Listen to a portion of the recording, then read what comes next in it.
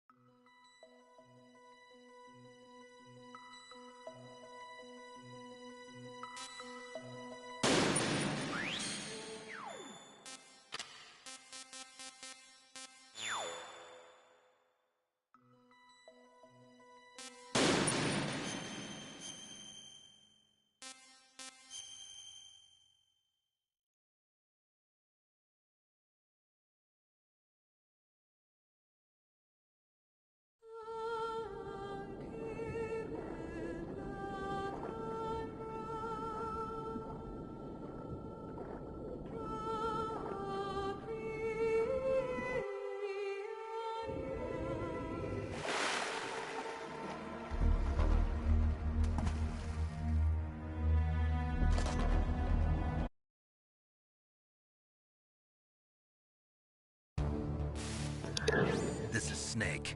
Colonel, can you hear me? Loud and clear. What's the situation, Snake? Looks like the elevator in the back is the only way up. Just as I expected. You'll have to take the elevator to the surface. Right, I'm playing Metal Gear Solid 1. I'm going to be playing all the Metal Gear games, more or less, leading up to the release of the Master Collection Volume 2 from Thursday next week, when I will be live streaming in Metal Gear Solid 4. We need to contact you. The codec will beep. When you hear that noise, press the select button. The codec's receiver directly stimulates the small bones of your ear. No one but you will be able to hear it. Got it. Okay.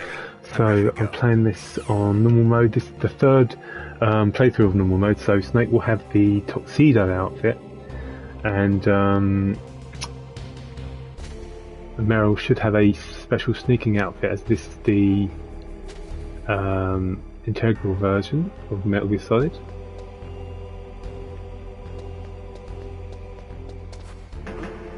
What was that noise?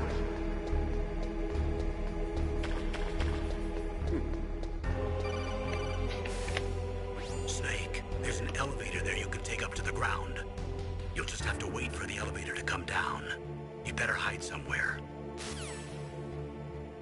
Okay, I'm going to try and see if I can get a good rank. I think the highest rank on normal is Doberman, so we'll have a go.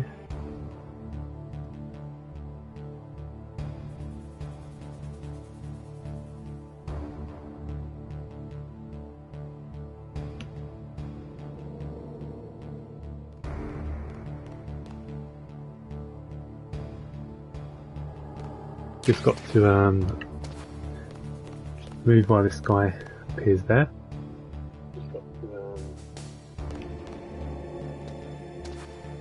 And what we do now, we just wait for the elevator to come down.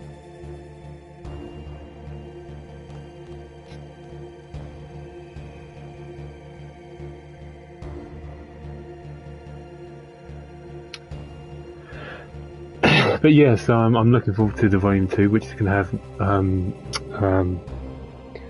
Metal Gear Solid 4 and Peace Walker. I haven't played Metal Gear Solid 4 for a very long time. Peace Walker I've played that reasonably recently. I played it on I actually played the PSP version of Peace Walker via emulation, but I've also played the HD version years ago.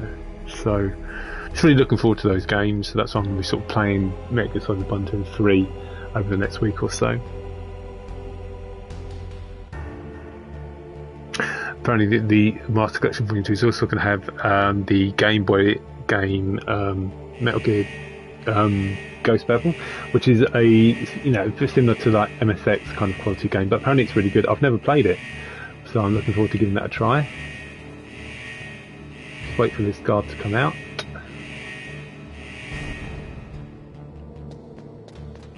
I spy emoji from the wimpy fox dude. How's it going? I've got a bit of time off work over the next week or so, hence why I'm streaming a bit earlier. In a way, I should have taken next week and the week after off, but to give me more time to play it. But anyway, at least I've got a bit of time to give and go.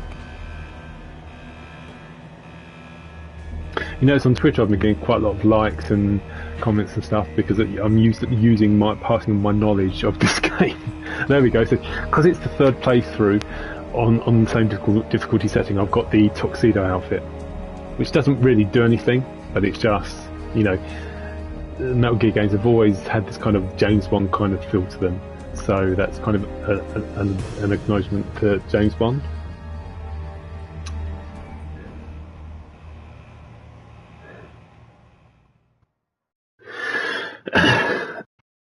Oh right, summer rate. Yeah, and that's fair enough. No, I just I just put like 2 weeks off. I just thought I just got to have some time off, so that's what I did.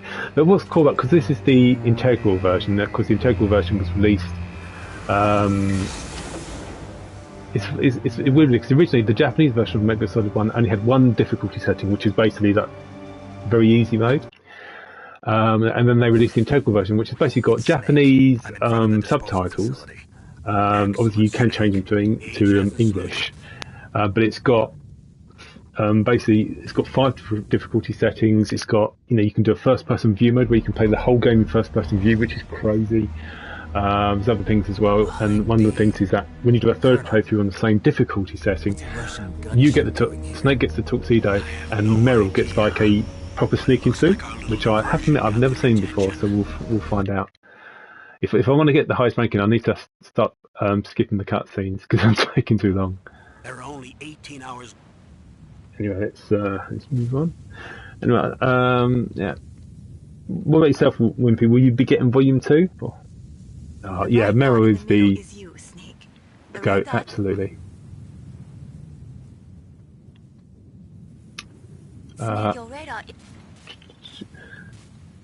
Now I will save it just in case I screw up, which can happen.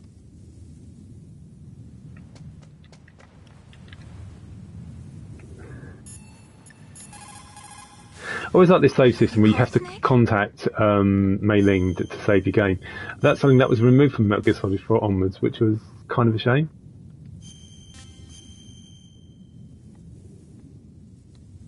So the reason why it's the writing's in red is because it's my third playthrough.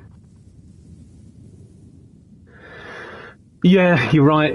It's already on PC, isn't it? Yeah, no, I get that. I have to admit that co-op.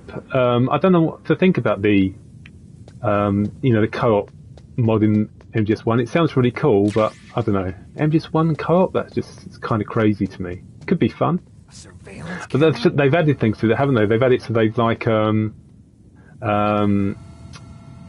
they've increased the difficulty. They've added more soldiers and stuff. Made bosses harder. It could be a laugh. Someone did a mod to Metal Gear Solid 5, which was originally going to have co-op, but that was cut, along with all the other million bits of cut content before it was released. And someone's modded in co-op for MGS5. Now that would be really cool, because I know you've never played co-op. Would be an absolute blast. Right. So up here we got this soldier, but we got to wait for him to come first. Perhaps all the Metal Gear games are supposed to have co-op. I don't know. I don't think so. Maybe it was considered for MGS4, but it's not that I'm aware of. But perhaps it was. So we've just got to wait for this guy to turn back.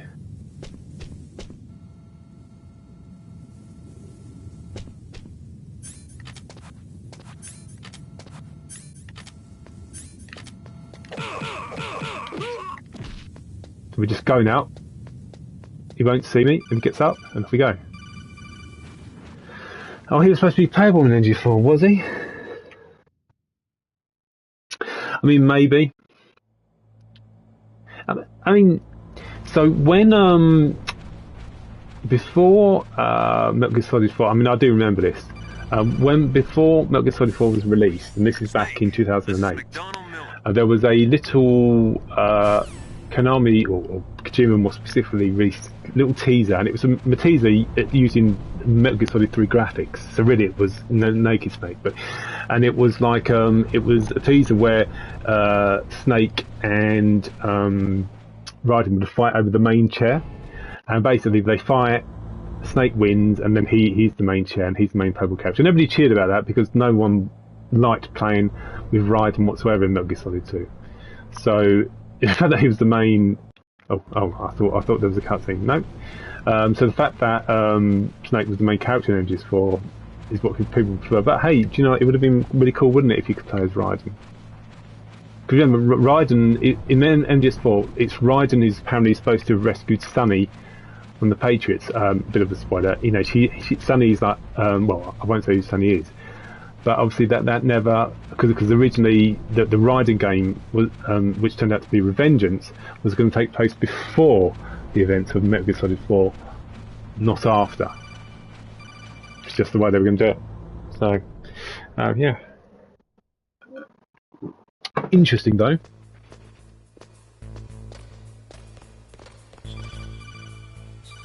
Right, just gonna go back a bit. Don't want to be. See, what's happening here is I'm using first-person view to see if there's cameras, because that's on hard mode and extreme mode in this game. The radar is disabled, the Soliton radar, I should say. So it's just force of habit. But I can use the radar here to get around. It's much easier. It doesn't matter anyone else, but I do not like the tuxedo and Snake. Does not feel right. See, one thing I really do, I would love to see a proper remake of Metal Gear Solid 1. I know we've got Twin Snakes, but you know what I mean. A full modern remake, I think would be really good. Thoughts on... Do you know what? I have no shame in admitting that I've never played Fortnite in my life. And I don't think I ever will. I could care less about that. And I know Sega's doing all these collabs with Sonic, and that's fine if it's improving the brand and you know, getting the money. Great, good for them. But I couldn't give a monkeys. I'm only interested in actual Sonic games. Whether we'll get any, I don't know.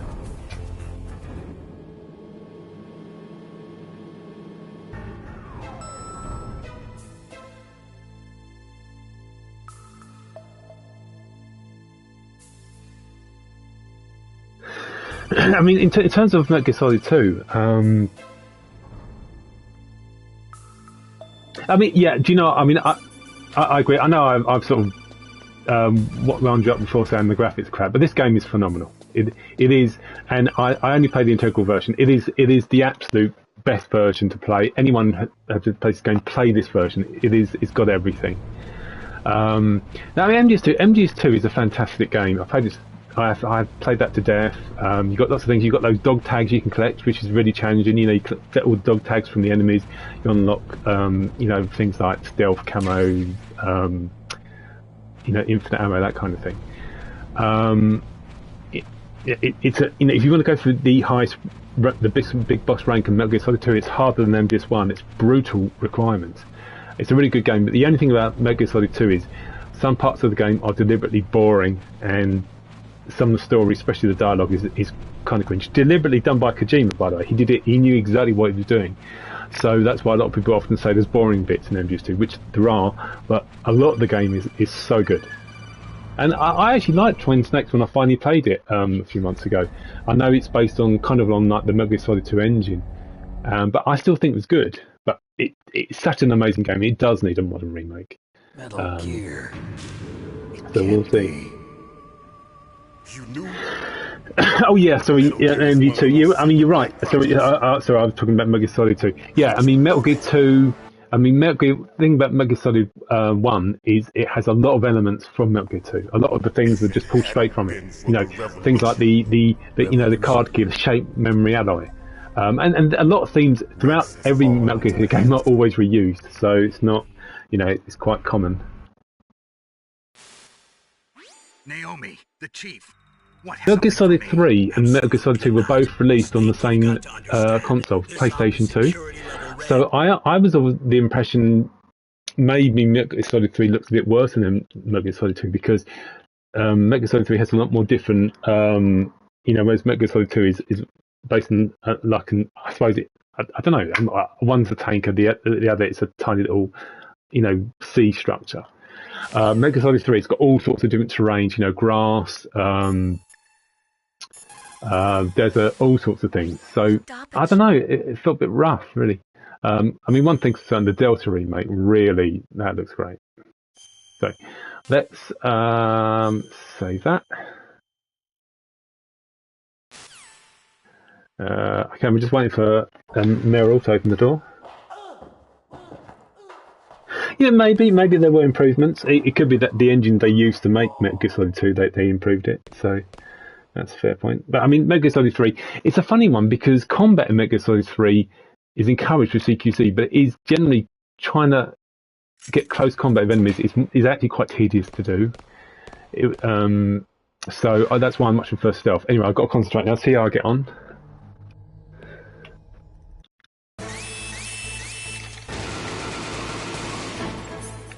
Right. So what I want to do here, because I'm trying to get the highest rank, you can only kill a certain amount of people. I don't want to kill any more. I need to get Meryl to kill them, but she hesitates because obviously she's green, she's new. So I need to, I just need to try and dodge and not get hit. So let's see how I get on. Oh, well, that wasn't a good start, was it? Got hit by, right, so that was good. There's only one subject, if you broke them up like I did there's only one for her to deal with. So that makes it easier. So again, just keep running, arc round.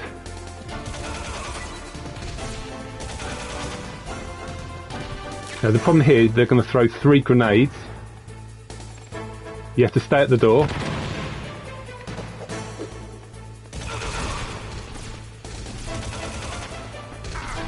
Damn it, he hit me. Oh well, never mind. And that's how you get through there. So to get like the highest ranking, I think even with Doberman and MGS1, you can only afford to kill 25 people. That's why in that sequence there, you can only kill the first 3. Thanks for the help. Yeah, I mean, ideally, I only really wanted to get hit once. Snake getting a good look at Meryl's ass there. But it's like I say, this is normal, so it's, you know, you get a good decent amount of life recovery, so I'm not too fast. It's just the thing about this game, even though Metal Gear Solid 1 was released back in 1998, it's nearly 30 years old. Everything about this game was so good. The story was amazing. Just what you could do with the game, even just first-person view, things like that. I've forgotten how you can actually run while shooting, things like that. The game was just ahead of its time. It really was. I mean, it was something so special. And I even to this day, I've played so many games that I love to death, but for me, Metal Gear Solid 1 is the best game of all time. I cannot put anything above it. And that's probably me just being stubborn, but I just can't. Right, so we've got this C4 here, so what we're going to do is very specific. So we're going to put there's a little wall there, we're going to blow it, like so. We're going to put another bit of C4 here, it's important to use these 2 bits there, so we're going to go in these areas in a minute. Now if we go in here, we've got the level 1 card, there is some grenades. We will need the grenades for the tank fight, but we're going to get, if you go in here now, where's the, oh no, it's in one of the areas I've just blown up. Okay.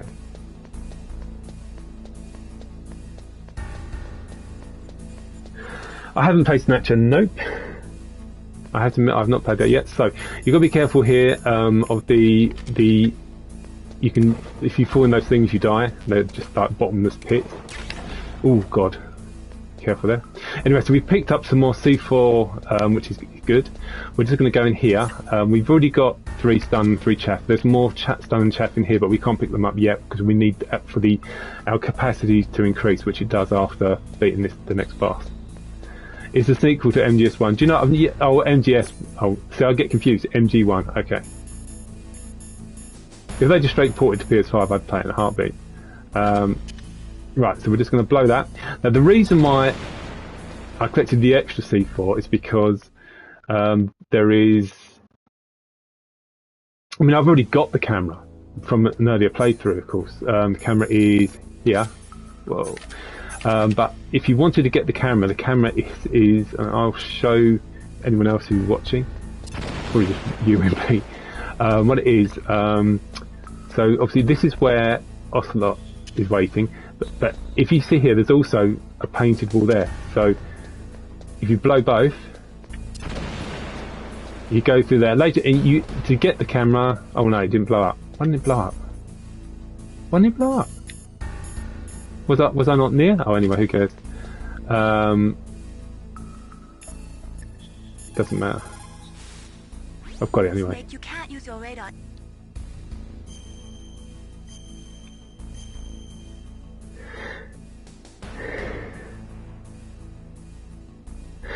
Yes, I suppose. I mean, we've got the Entomb bundles more or less in them. I know what you mean. It would be nice to have every single one of them. But it sounds like they've actually put in some decent effort into this in MGS4. So they've improved some of the textures. They've improved some of the textures in Peace Walker.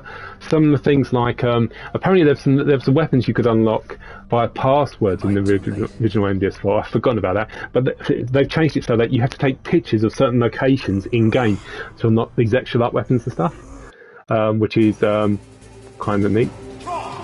Right, let's go chase Ocelot. I always do this diagonally.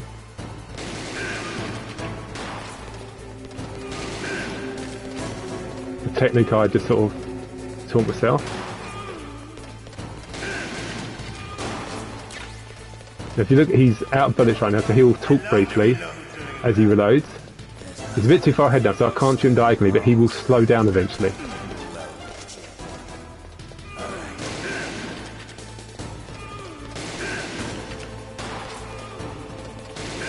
His health is going down nicely.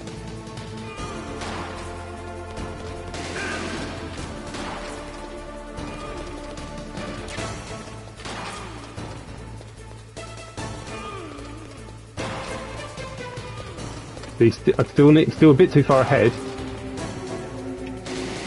Better hurry up. The old man's not gonna last too long.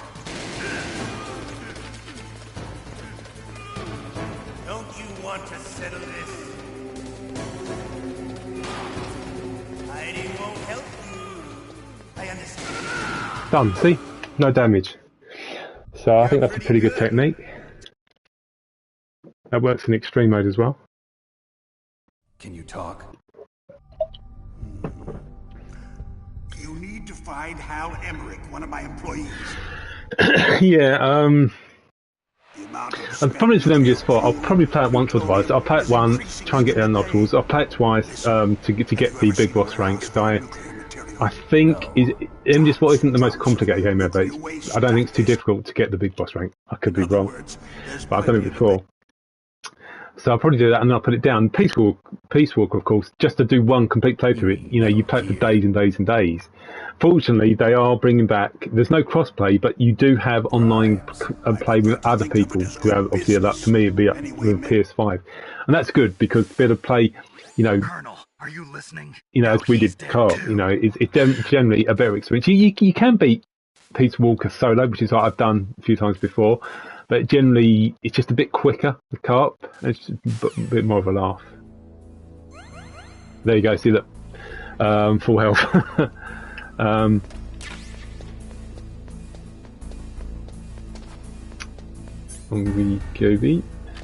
See, now my supply of stone and chaff has increased, so I can get those things.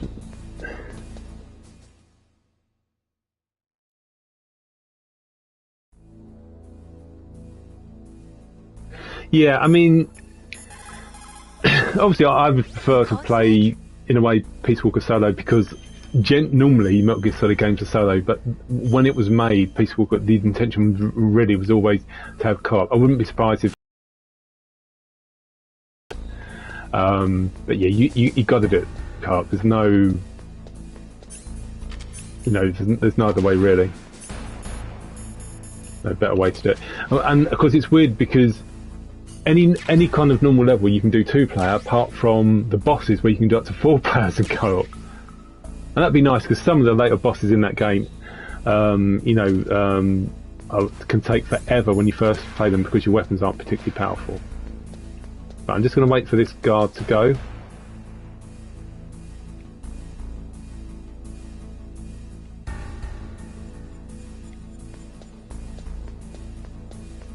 So we're going to go and get the chaff and stun. It's very important really to have 6 of each before the boss fight against well, the tank.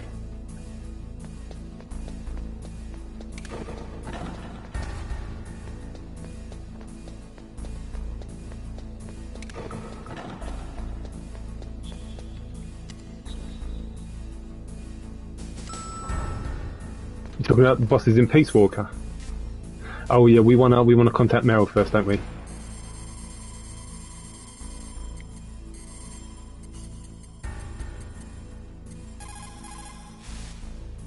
Who are you? I know, it's weird as well, isn't it? Because you think about the bosses in Peace Walker, there's no human boss fights. It's just kind of what normally AI controlled, AI made robots of Metal Gear. It's that kind of thing. You know, I mean, in terms of the main villain of the game, you don't even have a fight with them. Okay, we all know who the main villain of Peace Walker is, and that would have been a pretty bizarre boss fight. But I know you haven't played Metal Gear 5, but in a way, it's kind of a similar thing. Again, the boss fight's kind of an afterthought. You should definitely play Metal Gear Solid 5, Wimpy, because I think you would certainly like Ground Zeroes. I think you'd really enjoy that.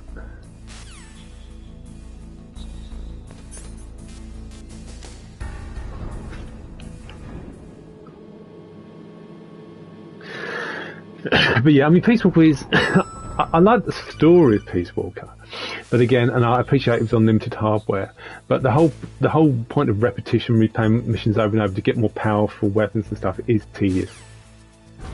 Yeah, so it's whenever you get the chance to. Oh, you can do Death Stranding as well. I've not done Death Stranding because I know for a fact those games are really, well, at least the first one's supposed to be really, really boring, and I'm just like, well, you know, these days Kojima just really enjoys making boring games. There's the SOCOM suppressor, very, very handy. Right, so we're going to use the thermal goggles for the infrared lasers. You can, if you haven't got this, you can use your SIGs to see the lasers. The only problem with the cigarettes is that it does slowly reduce Snake's health.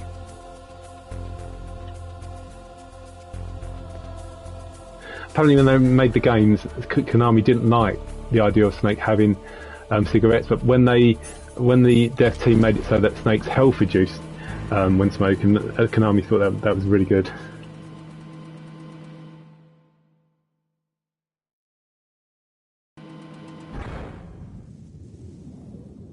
The Big Walk game, what's that?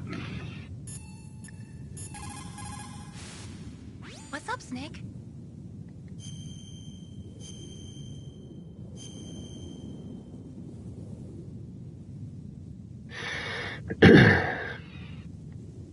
Snake, in China they say you must cross the river before you tell the crocodile he has bad bread.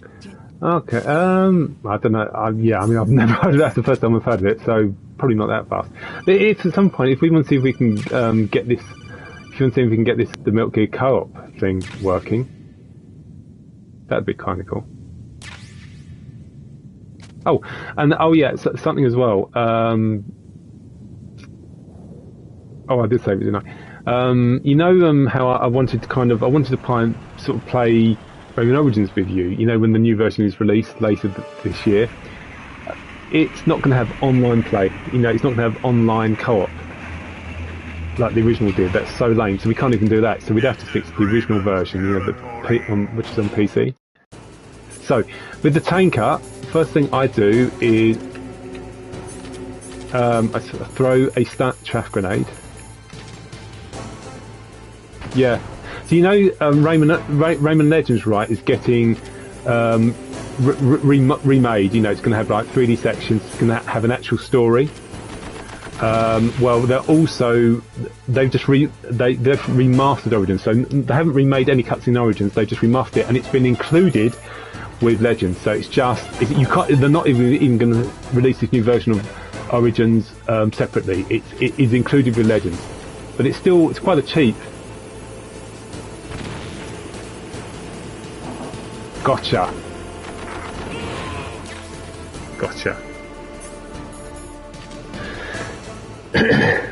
Origins is fantastic. It's better than Legends by a mile. Even though Legends is more popular, Origins actually has an actual story. Progression makes sense. It's just infinitely better game. But everyone will disagree with me. It's so good that they're finally releasing it again. I wish that tank would slow down.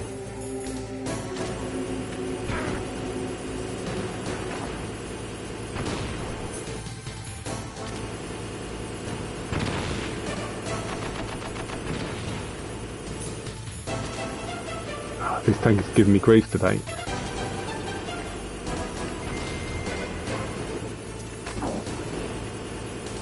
Gotcha. Or at least it might be a little bit of damage. No?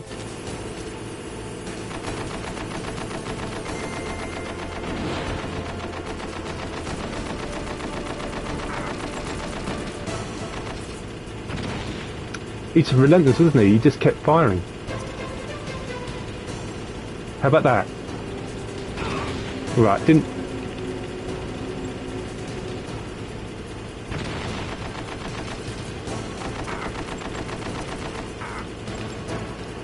He's really annoying me now. I've got him though. Got him. Thank God for that.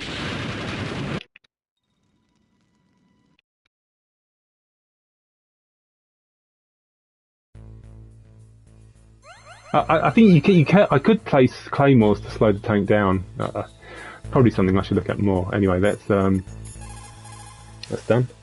What can I do? Yeah, it's so I mean, I was thinking about Origins. Yes, the stories are kind of silly and it's kind of light, but it feels like actual progression as you go through the game. If you play it, you'll know exactly what I mean. Have you gotten used to using the radar yet? Yeah, it's a great system. No.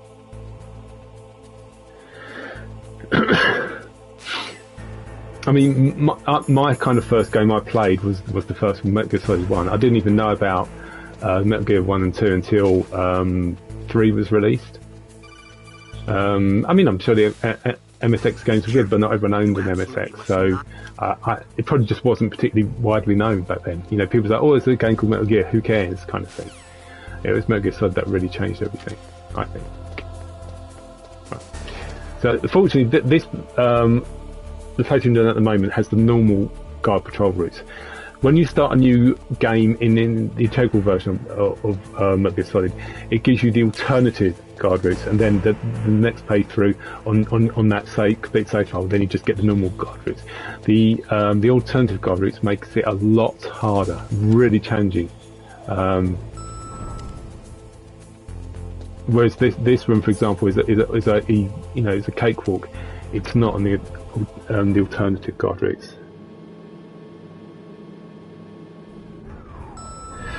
Because Metal Gear Solid 1 and 2 were included, I think, was it like the second release of oh crap, I don't want this guard to find me. I think it was Metal Gear 1 and 2 was included with it might have been the second release of Metal Gear Solid 3. And a bit jarring, Metal Gear 1 especially, that was teased, but I really liked Metal Gear 2, and as soon as I played Metal Gear 2, you could see straight away the influence that had on Metal Gear Solid 1, and just the simple fact that it's just a better game. Metal Gear 2 is better than Metal Gear 1, and most of the games, to be fair, Kojima is reusing the same themes over and over. Oh, I can't go in there. Let's be careful now. Oh, he's coming back. There's another guard there now. That guard has come down. Off we go.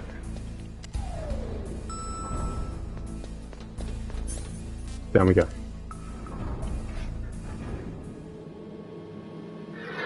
I mean, Metal Gear 1 is kind of fast and simple once you know what the hell you're doing. Until you know what the hell you're doing, it's a really weird, confusing game.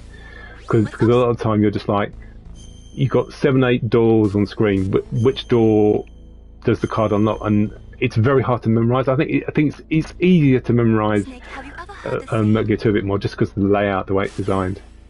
I don't think Metal Gear 1's a bad game per se, but it is kind of tedious. You know, if someone said where to start with a franchise, I would be more inclined to say Metal Gear 2 than Metal Gear 1. Right. So this is where we get the Nikita missile. Let's equip it. And what I do like about this is going into first-person view. That's really cool.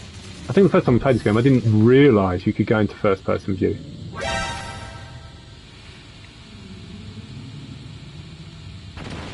Oh, no. Oh well. Try again.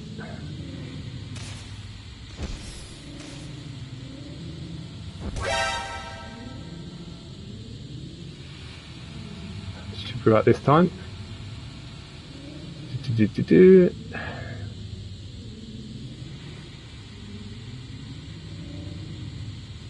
Kaboom.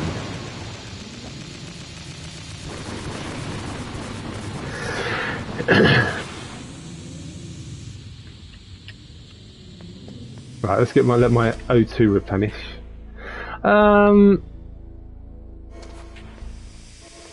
Nah, I don't think Metal Gear 1 is essential, to be honest. I know canonically you think, oh, you've got to start with it surely, but I'm not that.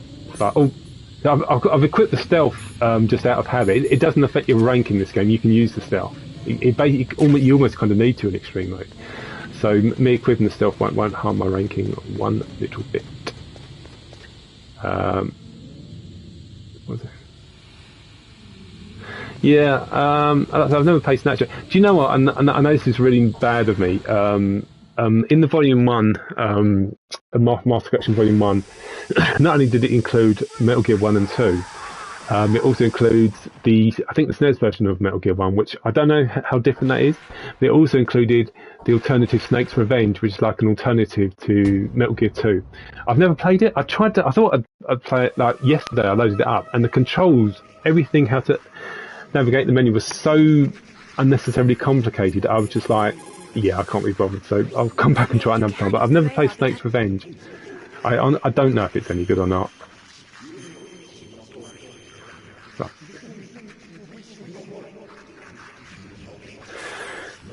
Yeah, you shut it off as well. Okay, fair enough. One of the most iconic boss fights, I think, is the one against Grey Fox. It is just... It's funny about this game that every single boss feels unique.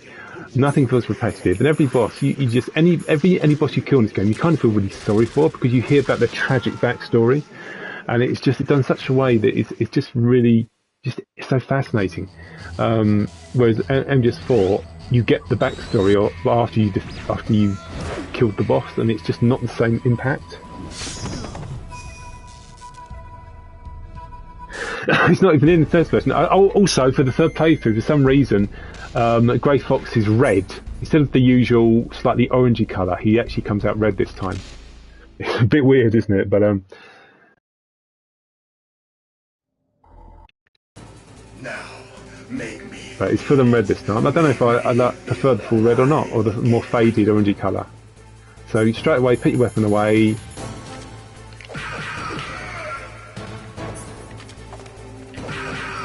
And what I do immediately, I go and hide here before the fight starts. This is a very tough boss, especially in extreme mode, but it's not that hard to beat without taking damage, and I bet I will take damage. Oh, is it the same as MG2? Oh, you're right, because there are bosses that vanish. Yes, that's the point. So he's done that. So what you've got to do, before Grey Fox attacks, he does a tiny movement. As long as you're in your attack form before he does his second attack, your movement, I'll try and show you what I mean, then you're fine.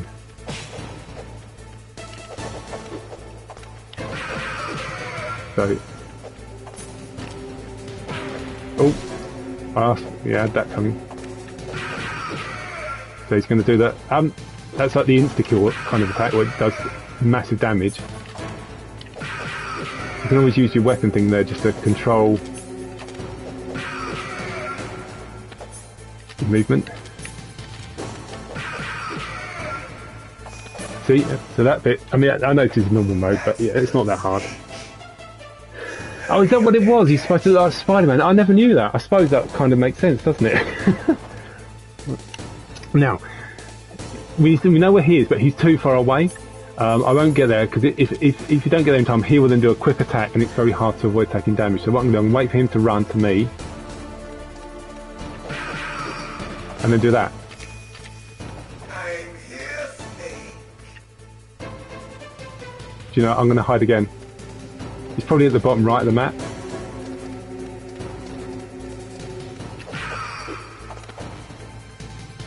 Where are you looking? Like old times. And the rest of this fight is actually pretty straightforward now. It's just about keep the concentration and be patient. So let's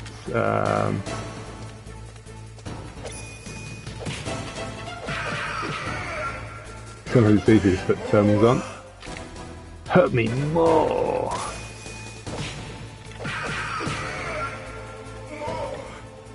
Of course, there's a ninja in MGS2. It's probably is like kind of a ninja in the first two games as well. A recurring theme. That's it. I remember that punch.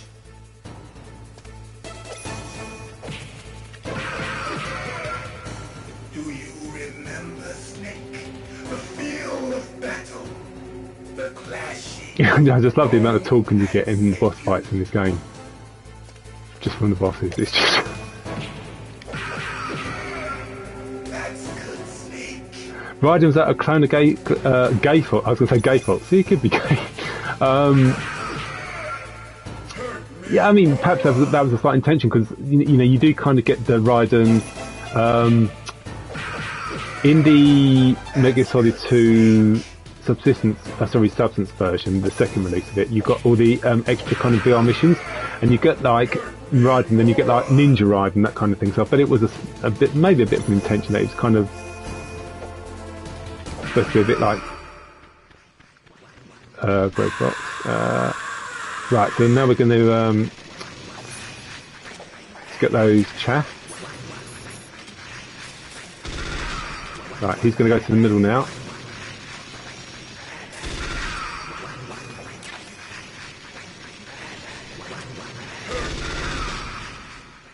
Well, this is an exhausting boss fight, but it's really good. I felt that, Snake.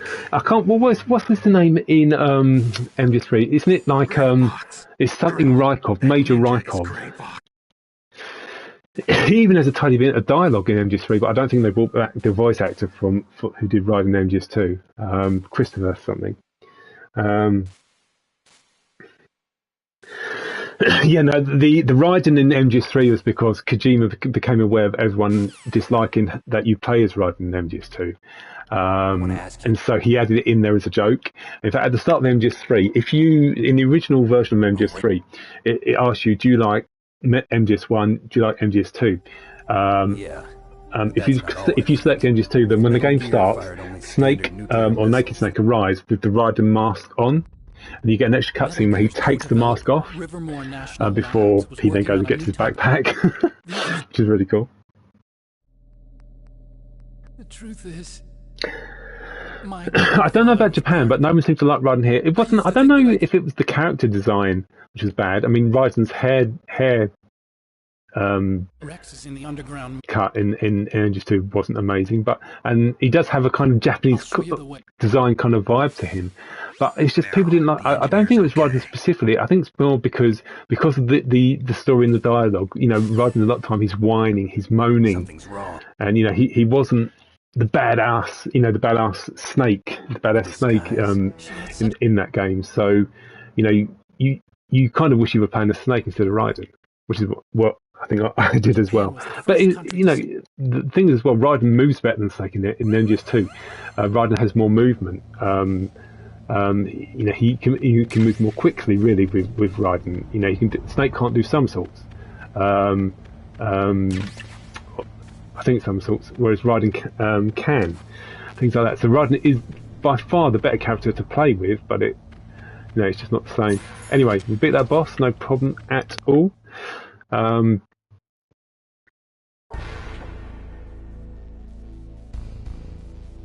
All right. The only place you were playing is it? No, that was such a cool reference when they did that. But obviously, what Kojima's he deliberately designed the Metal Gear Solid 2 story to be the way it was. You know, for people, he knew people probably wouldn't like Raiden because he wanted the character to be like that. once you learn why he did that, then it's not so bad. But it's MGS2. It's very rare that I listen to stories. There's a few good cutscenes, but most of the time I just skip them. Right, there's the gas mask, which is very handy because it will slow my oxygen depletion, slow the O2 gauge. Now, other doors have been opened, but I'll come back and get those later. I will come back here again because there's that door level 6 which opens with the body armour, which I'll come back and get.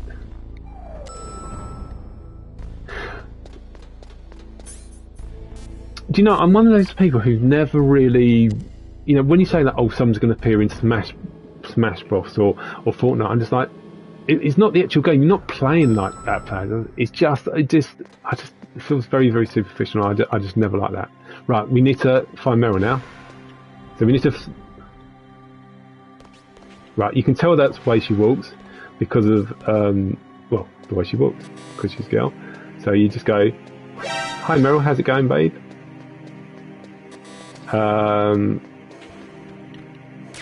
Cardboard box B.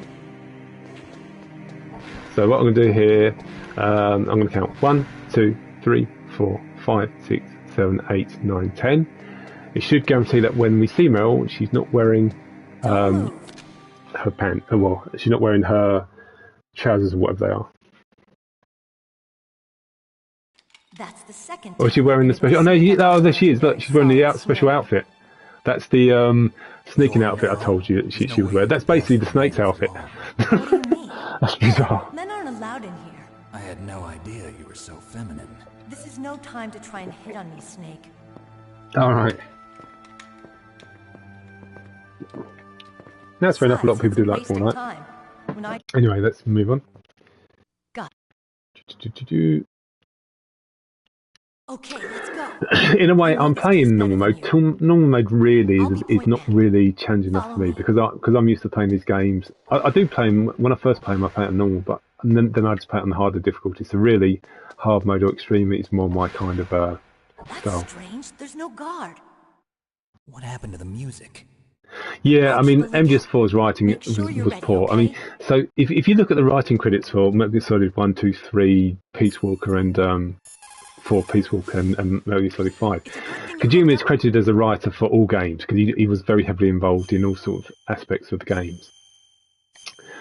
Now, Metal Gear Solid 1, 2 and 3, he wrote the game with someone else. I forget their name, but it was the same writer with Kojima for the first 3 games. And the writing of the first 3 games is really good.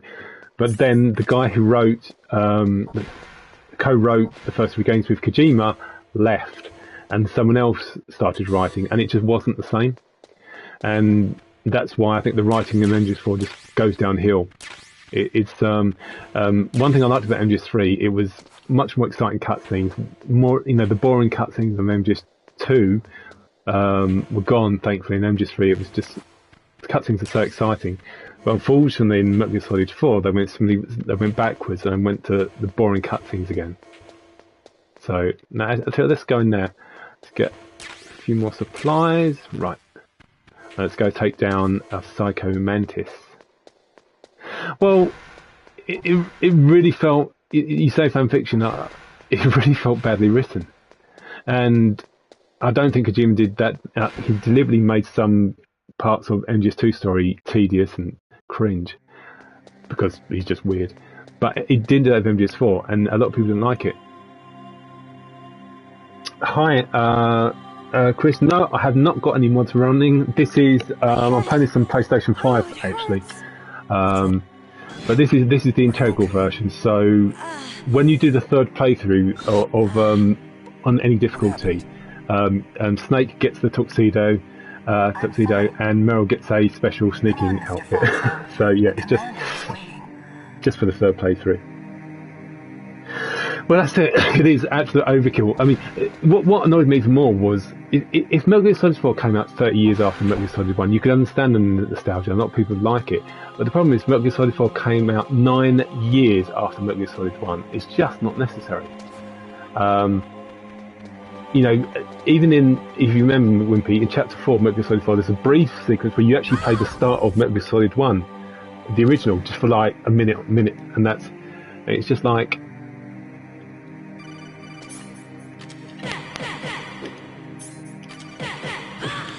And I'm just going to take down Meryl. Just knock her out. Right, she's down. Cool.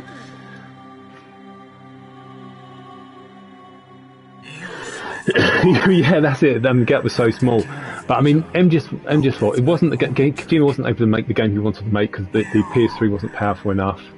And he wanted to end the franchise. He didn't want to make any more Metal Gear Solid games. I wish Metal Gear Solid 4 had been made later. Maybe if that had been made on PlayStation 5 era, when it was more powerful, when he could have really created the game he wanted to. Right, what I've got to do now is I've got to change the controller settings to port 2, otherwise I can't read Psycho Mantis. So we're going to do that now. So now I'll be able to read it. So we're going to go into Hideo. We're going to come on. There he is, bottom left.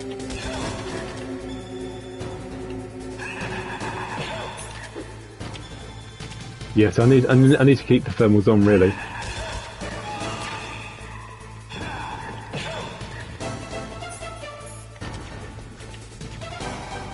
See, even if you go in first-person view, you see it from his perspective. That's so crazy.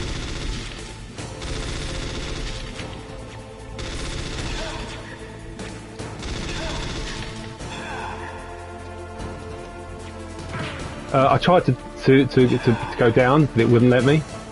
So screw you, game.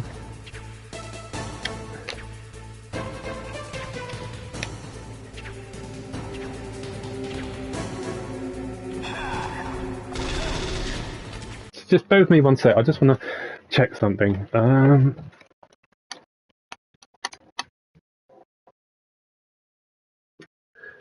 to make. Oh, hang on. Yeah, that's why it's not working. It's not plugged in. I'm just talking about my laptop. I was like, why is it charging? Because my laptop's about to close. It's charging now. What a difference that makes. Right, let's.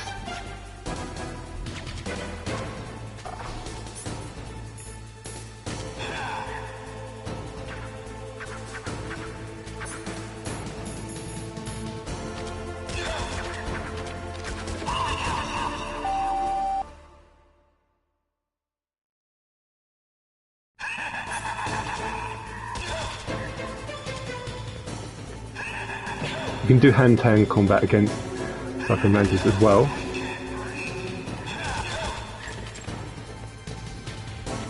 There's the chair sequence again.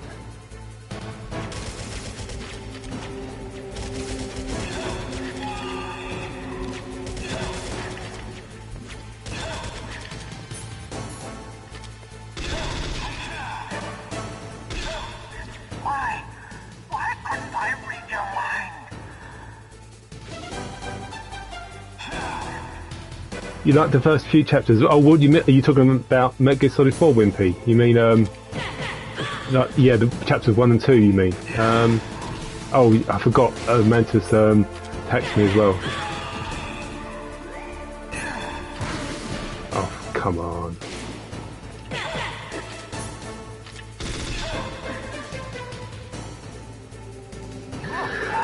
Yeah, I mean, the first two chapters are the best ones, which is the chamber, isn't it? It gets kind of boring. Stand right where he can see you and blow your brains out. It'd be interesting to see what the people who haven't played Metal Gear Solid 4 before, what they think of the game. They might really like it. Right, so Meryl's now knocked out, so she's fine, she's safe. We can get on with and finish this fight.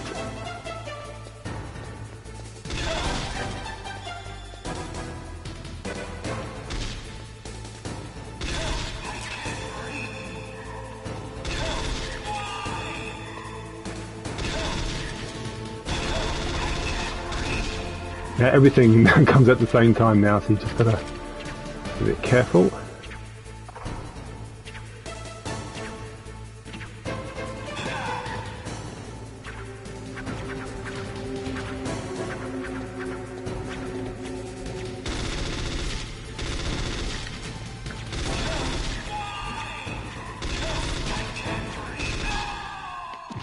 And done. And if you listen to poor Mantis' sort of backstory, it's just really tragic what happened to him. Anyway, I'm going to skip that. Yeah, I mean, it's been interesting to see, because it's been quite a while since I played MGS4. I mean, I played it via PlayStation Now, you know, when you could cloud stream the PS3 version. I played that probably a few years ago. Still didn't particularly like it. Okay, I've got to change the controller settings back to player 1, so I can now to allow me to move again with Snake to control him again, which is done. It really, I mean, it may be some people really like it as a single player, where they'd be like really enjoy it. But for me, when you think of the effort that went into the first 3 games, you know, the codec conversations in MGS4 are laughable compared to the first 3. There's no reason for it. The whole story being so boring, felt so rushed, and the gameplay sections just aren't interesting, which is not really very Kojima-ish. It's a strange one, really. I mean, one thing he did say, because originally, you know, I told you, didn't I, Wimpy, to go and watch the E3 2005 trailer, that was the one where Kojima's team overestimated the graphics. They thought the PlayStation 2 was going to be more powerful, so they created this incredible tech demo. The idea that Metal Gear Solid 4 was going to take place all in Afghanistan, be an epic open world game, and that didn't turn out to be the case. So he obviously, because he overestimated how powerful the PS3 was going to be, he had to reduce. You know, he wasn't able to make the game he wanted with MGS4. But the problem is that the team had already started production of MGS4, so they couldn't just cancel the game. They had to make something. I just kind of wish they'd pivoted and just gone and made Peace Walker. I think that would have been the right thing to do. Make Peace Walker, then do what became MGS5, and make that, I don't know, call that MGS4 or whatever. And then the final game that they should have made should have been the true Metal Gear Solid 4, you know, to end Snake's story. Now I'm going to show you something which I learned the other day, which I didn't realise. Watch this. I'm going to punch Meryl once, and then I'm going to equip the cardboard box and see what happens. Snake, so just one punch. Wrong? I thought you were good with dogs. So it's ready. One punch. I'm going to equip a cardboard box, and in response to me punching Meryl, this wolfhound or husky or whatever is going to urinate on the cardboard box. I think they did, didn't they? Anyway, by doing that, it means that you can sneak through this section just to equip the cardboard box each time, because they'll recognise the urine where they sprayed it, and they won't even attack you. This place is mine. I'll take point again. Which is quite good. Stay back, okay? But the radar is working. Yeah, I mean, in terms of the chapters of MGS4, I've said before, Chapter 3 and 5 are boring. Chapter 4 is just nostalgia overkill, really, and they never made the most of Chapter 4. You know, they could made it so much bigger. The first 2 I think the second chapter is by far the best one. It is a good chapter. Chapter 1, there's a lot of linear sections. Some feel like proper sneaking areas, others are just like boring. Literally, there's no. It's completely linear. It's repetitive. It's just not fun. But anyway. So, what do you think? Pretty good, huh? How did you know where the mines were? It sounds weird, but when Mantis dove into my mind, I was able to see where the mines were placed. Are you impressed? Well, a little bit. Only a little. Fun little fact, Meryl does appear in Metal Gear Solid 2, but only as like in that 1 or 2 VR missions. So what we're going to do, we're going to pick up the claymores.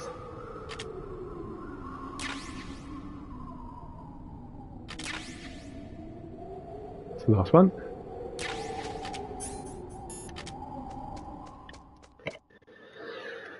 Anyway, poor Meryl now gets shot. There's a few scenes like this one where you can't skip it, you just have to watch it. You can skip the rest out.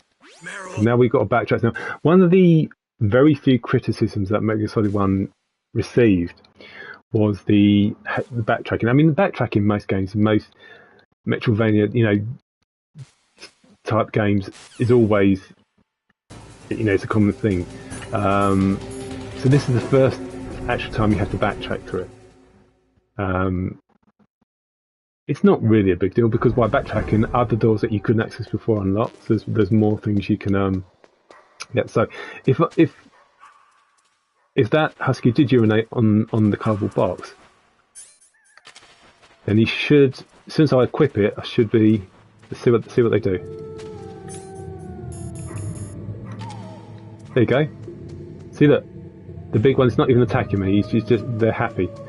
So it's really cool this because it makes this scene quicker. I mean, it is difficult to sneak through there without being seen. And the trouble is, if you're playing, say you're playing this game on hard or extreme mode, you can't afford to really waste stun grenades, and normally you need to throw stun grenades to stun the wolves, stop them hitting you. I suppose, I mean, what you can do is you can kill the wolves. It doesn't count towards, that your human kill counts. It doesn't. You can kill them, but you're a monster if you do, as far as I'm concerned. So you can just use that cardboard box trick, and that way you get to it nice and easy. So what I'm going to do now, we're going straight to the left. So the PSG1 is in the B2 area where we fought. Well, the B2 floor where we fought Ocelot. So. Now, if you press the lift button twice, very quickly, the lift arrives immediately.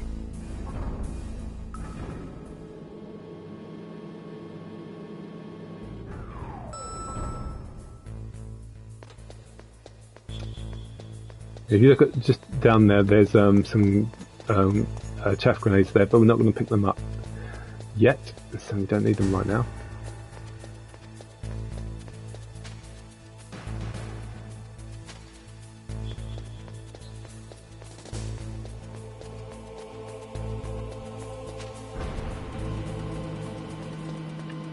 Now, when it gets to the torture sequence, if anyone watching wants to comment, what would you prefer me do? Would you prefer me to resist the torture, or should I submit to the torture? It doesn't really make much difference. Basically, the main difference is you get a slightly different ending to the game, but you still beat it, even if you submit to the torture. If no one is too bothered, I will choose myself.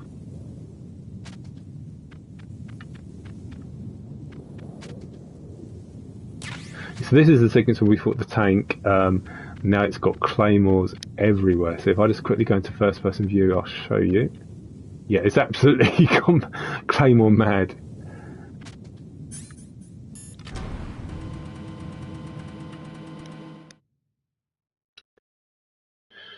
So what we want to do is go to, like I say, the B2 floor. So again, press it twice. I've strayed away.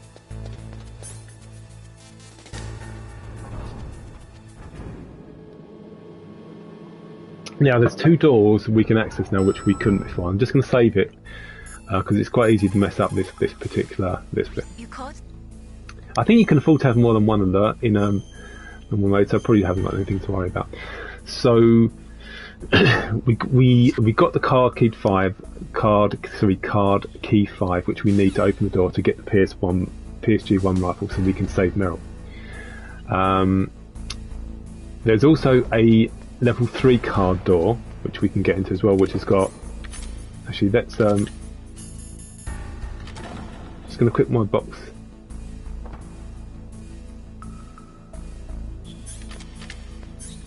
I'll tell you what I'm going to do here. We don't have to. I'm just going to kill this guard.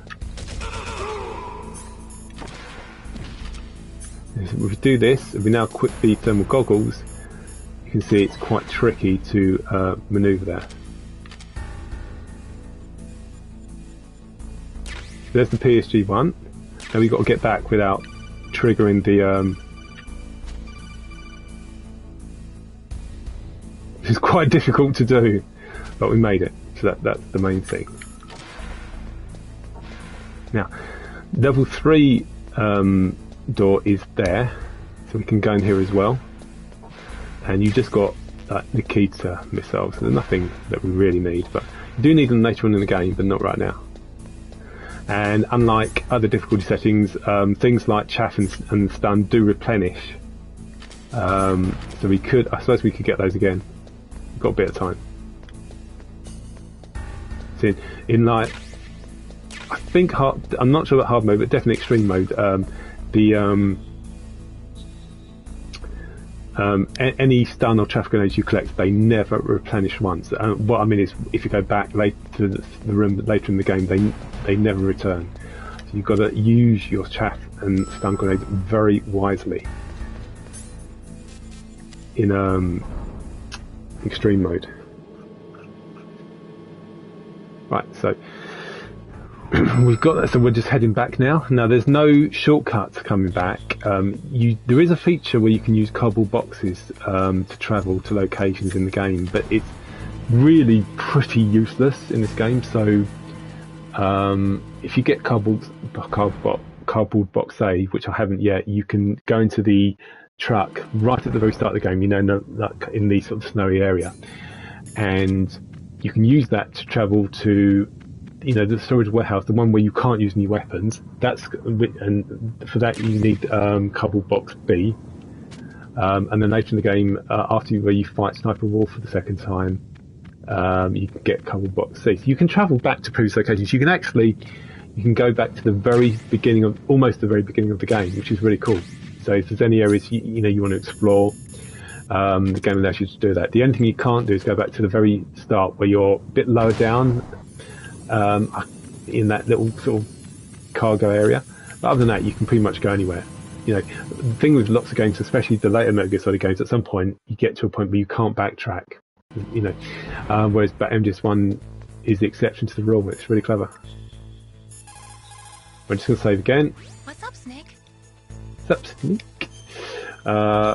What we're going to do, we're just going to... So many save slots, crazy. So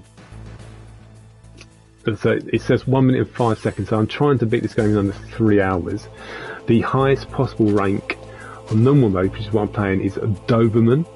I forget the exact requirements for it, but if I go by the requirements for extreme mode, I'm looking at can't kill more than 25 soldiers, got to beat it under 3 hours, no rations, no deaths. I think you're allowed a few alerts, 1 or 2. I'm not sure normal. I'll have to look it up and find out.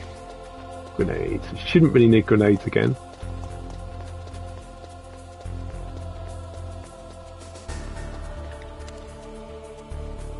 But I mean, there's lots of rooms which open up which you couldn't access before once you get higher level key cards. So this game, even though it's a very linear kind of game, there's lots of places you can explore, lots of goodies and stuff like that. So it does reward backtracking. Off we go again. I don't think this sequence of getting at PSG1, I don't think this is criticised in terms of backtracking. It's just later in the game when you get to Metal Gear, when you're supposed to, when you need to change the key card temperature, and you had to constantly keep going back to the control room and back. That's when it gets tedious. And I agree, that's a little bit annoying. So what I'm going to do, we're going to do the same thing as I did before. We're going to equip the box again so we can get past the wolves quickly. Where is it? Where's the box? There. Okay. So it's not a particularly big area. There's a few areas where there's like bits of ammunition and stuff. There's the FAMAS there. If you go to the right, go up slightly, there is PSG1 ammunition, which is quite useful because obviously we're about to use it when we fight Sniper Wolf.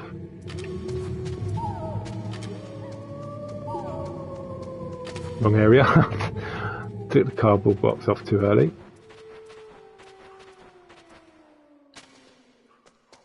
Let's see if we can get through this area without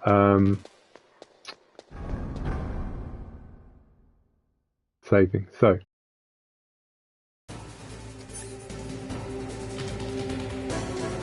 what we want to do, we want to wait for her to be... Yeah, she's... I need her to hide first. That's perfect. I can tell she's now behind that pillar. So we're going to equip the PSG1. We're going to use the diazepam to stop Snake's arms from trembling as much. You can't zoom in on the sniper rifle because obviously this is only MGS1. This PS1 text. If I was more to the right, I think I could hit her there.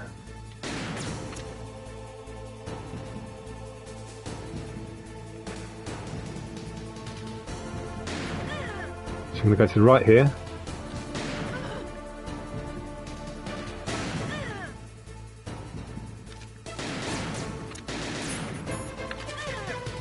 Oh, I've got her.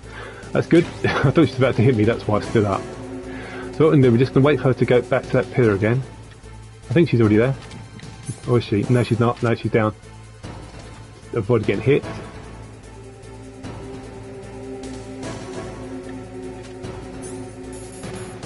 Might be alright, I'm not sure.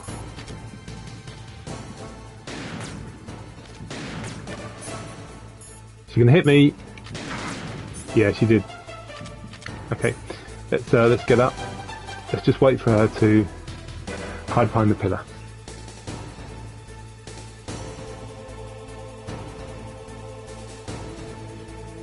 Whilst this boss is quite difficult in extreme mode, it's actually nicer because she moves more quickly. Because she's slow in normal mode, we're just going to have to wait for her to get up first. There's no point me trying. If I try and quit the PSG one, she'll hit me before I can hit her. So we just got to wait.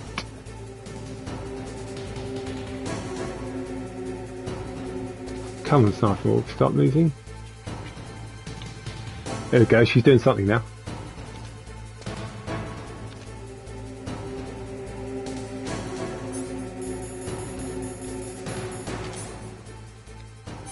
Take some more diazepam.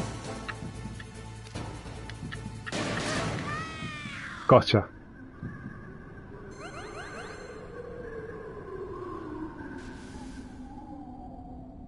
Now I don't really need any more ammunition because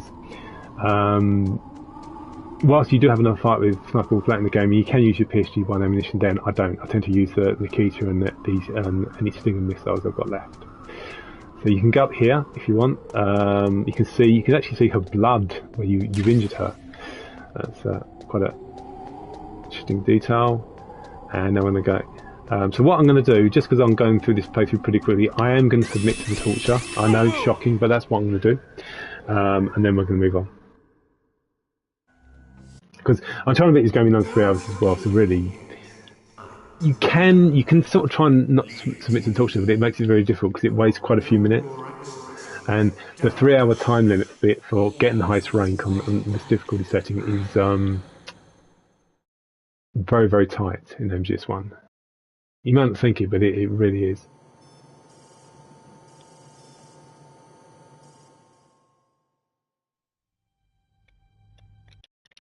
Press the circle button.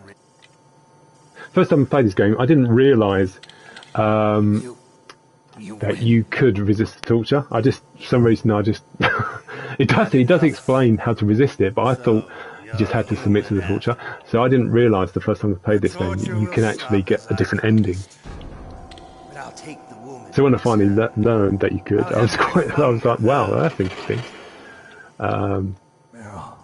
I hope you can still look at yourself in the mirror, my friend. We're now in a prison cell, which is quite a recurring theme in Metal Gear Solid games. Anyway, so anyone joining, this is a playthrough. I'm doing a Metal Gear Solid 1. I'm doing a full playthrough to just take over 3 hours, really. So what we're going to do now, we're going to contact the Colonel and to speed up the process. So we need to contact him first.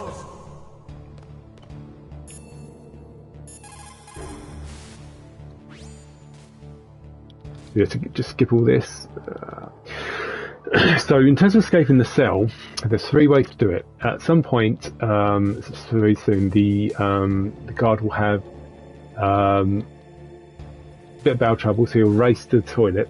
When he comes back, there will be 2 ways we can escape. One is that you hide under the bed. When he returns, he panics, opens the door. You can climb up. You then crawl out of the bed, and you knock the guard out, and then you can continue. The other method is that at some point Oddcon will appear, and he'll give you another way to escape. If that fails, then the ninja will then come and freeze Snake automatically. So in other words, if you absolutely suck at trying to escape, then the ninja comes and frees you anyway.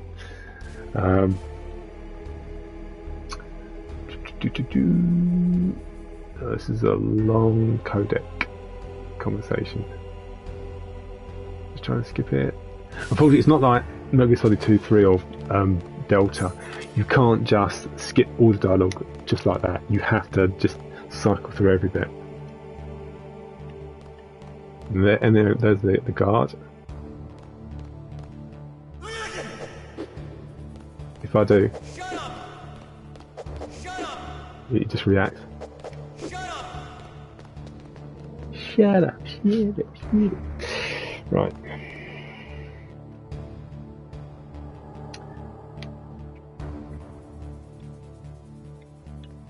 You should be getting the urge to go to the toilet soon.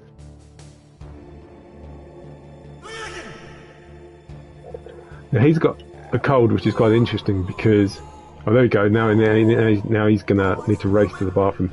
Now he's got a cold. That's interesting because at some point, because I submitted to the torture, at some point Snake will catch a cold, and he basically catches this person's cold, and when his Snake will start sneezing randomly, and that gives his, if he sneezes near a soldier, it will give, they'll hear him get suspicious, and it can give you your position away, calls them like an alert phase. But there is some medicine in one of the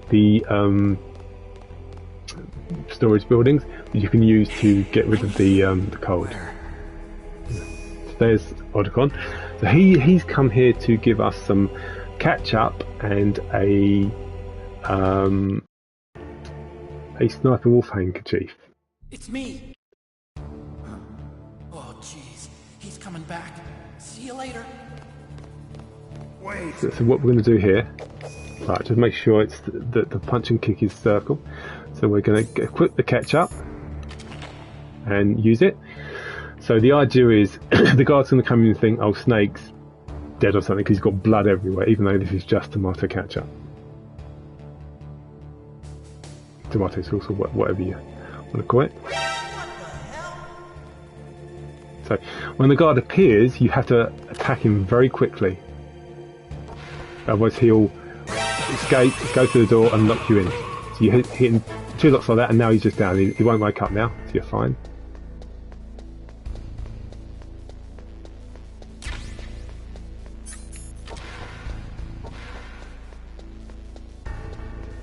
On we go. There's my tuxedo back on. That's so silly. Tuxedo. I think pretty much every game you get a tuxedo at some point. You can get it in Metal Gear Solid 3, 5. I don't know about 4, but I'm sure you can. You probably do as like a completion bonus. I'm just waiting for. In fact, I'm going to throw a chaff grenade because obviously you've got these turrets there. That surveillance camera thing. Now, if I wanted to on this floor, I could go and get the cardboard box. Say, I'm not going to get it this time, but it's basically on. If you go up the stairs, and it's on the door to the left. Oh, yeah, let's stick with that. FedEx. Nah, that's fine.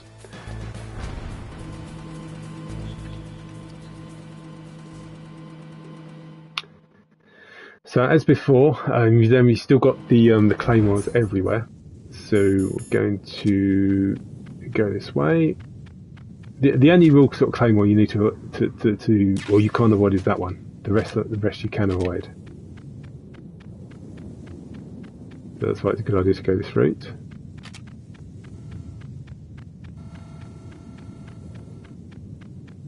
I'm going to throw a chaff like we did last time. Now we haven't used any rations so far, so we're doing all right.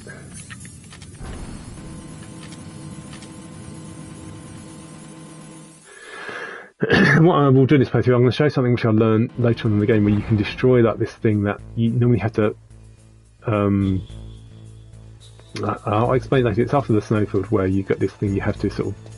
Snake has to pin himself against the wall and very carefully manoeuvre. But it's like a little device which it moves things along. I had no idea you could use the Nikita or the Stinger missile to destroy it. But I'm going to show that later.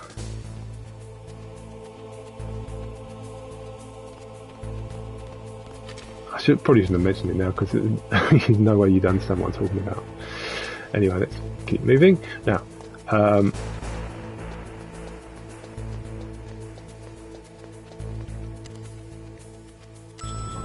the snake hasn't started sneezing yet, but he will at some point. So what we're going to go straight to B2. We need to go to floor B1 to continue, but B2 first. The reason being, we will What's up, Snake? just save first of all. Is that on B2 there's a few doors which are level 3 and 4 which we can obviously get into because we've got level 6 card, but we haven't been into yet. There's also a level 6 door which has let's get the gas mask, which has the body armor in it. Now you can pick the body armor up later in the game, but if you pick it up earlier, which is highly recommended, at least I recommend it. It's only a slight detail, so it doesn't really cost you any time. So if you go in here, this is a level 6 door. There's the body armor. Now we're going to keep throwing chaff because we can now get those. There's some more grenades and C4. I'm not going to use any, but still, more Nikita missiles. There's a level 3 door, I think there, and we got mine detector. Again, it's not really necessary, but it can be useful. So we're just going to put the gas mask on. If you go here, there is some more chaff grenades. I haven't got many chaff grenades, I have to admit. I'm going to have to get some more. So that's all the kind of doors you can explore. But having the body armor is really, really useful because it reduces the damage you get. I'm not sure if it's something simple like it reduces the damage by half, something like that. Now, if we go into this door, we can get the stun grenades again. Because obviously this is normal mode, the stun grenades replenish. In hard mode and extreme mode I don't think they would replenish, but we can this time. And it's important to have loads of stun grenades because we're going to need them. So that we've got 4, we've got 18. But we will need them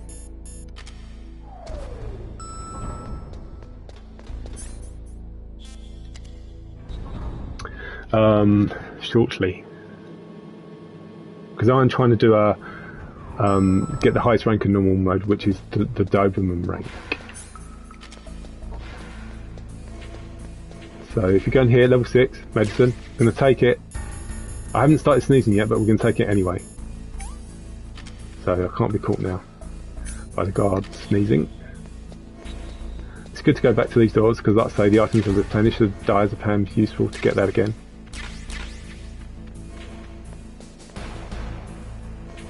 And I think that's enough now, we can go.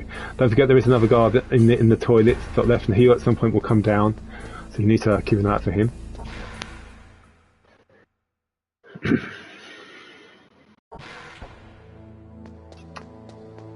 So basically the door where Snake got caught before and then taken to the torture room, the door, we can now go through that door. And that's when it starts to get very dramatic because then we have to descend the tower with guards just shooting at you like crazy. And that's where I'm going to use the stun grenades to get through. Now, I could use the cobble box trick, but what I can also do is use this handkerchief that Sniper Wolf gave Snake just before he was tortured. And you can see that because it's got Sniper Wolf's scent in the handkerchief, the wolves absolutely love Snake, so they don't attack. And that's useful as well because by doing it this way, it saves you having to use stun grenades. Stun grenades are in short supply in extreme mode because, like I say, the stun grenades and chaff grenades do not replenish. Once you pick them up, they never return to a location. So you have to use them very wisely.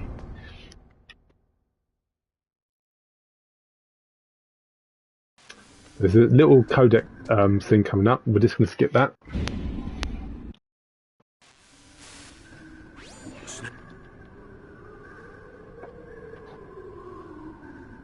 Shouldn't take too long.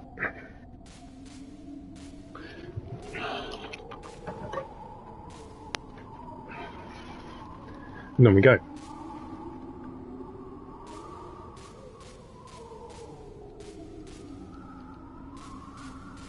Nearly there.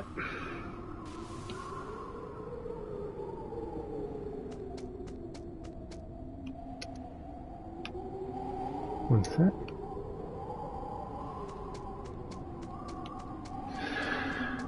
Okay, so this next sequence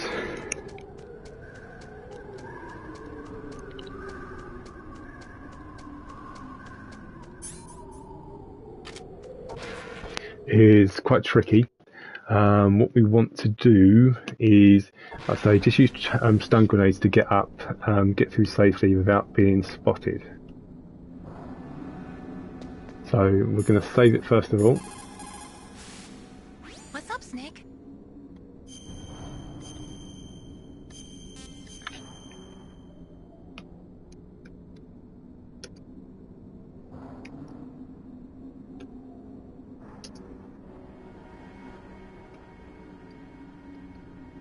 Sorry about that.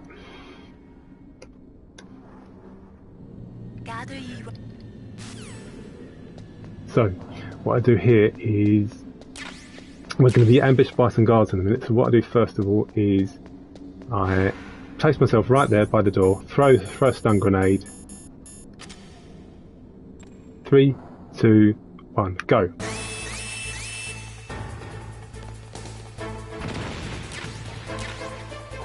So it stuns those enemies. We can now equip the armour. Now, once we get to the top, Snake's life will be replenished before he does the rope descent. So it doesn't matter if Snake takes lots of damage, but obviously the body armour will reduce that. And I've got 18 stun grenades. I want to leave about. I want to at least have about 5 left.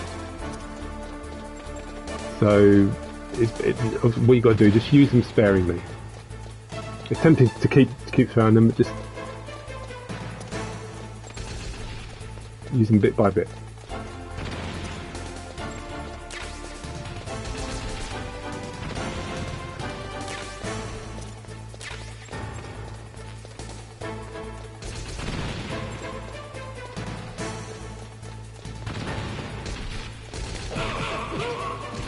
So again, not trying to kill them or anything, just punch them a few bits, or just keep throwing stun grenades to knock them down.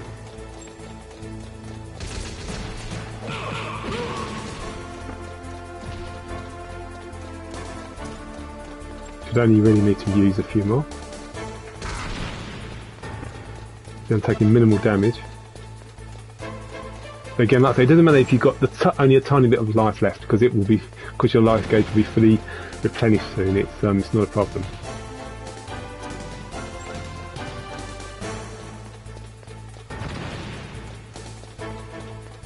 We're nearly at the top now. One more and that should be enough.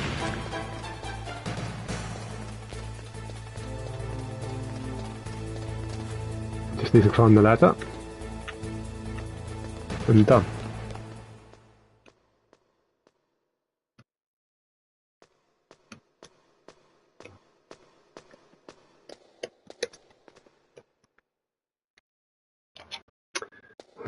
Now, I always like this little brief cutscene here, so I'm just going to let it play.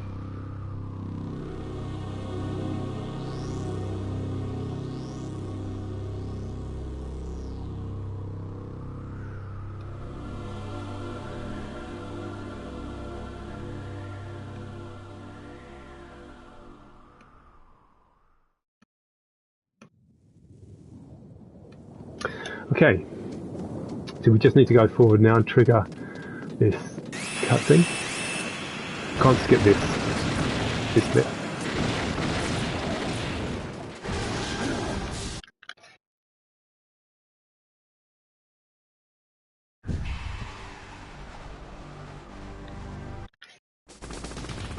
So what we're doing, we're going to equip the rope, which we got just before we started ascending the tower. It is, where is the rope? There.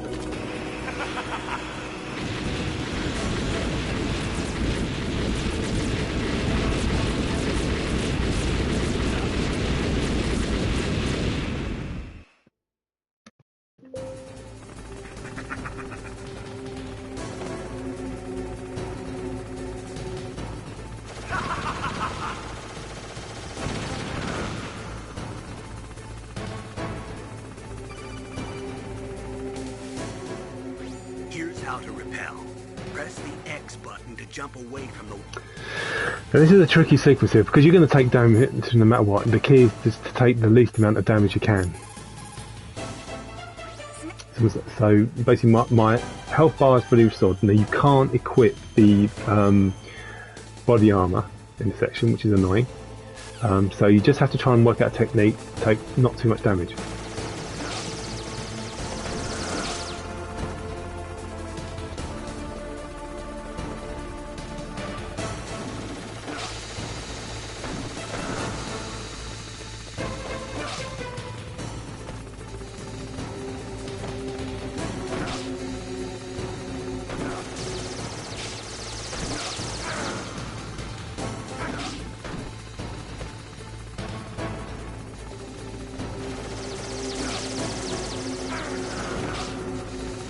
It's very difficult to dodge. Taking a lot of damage yet.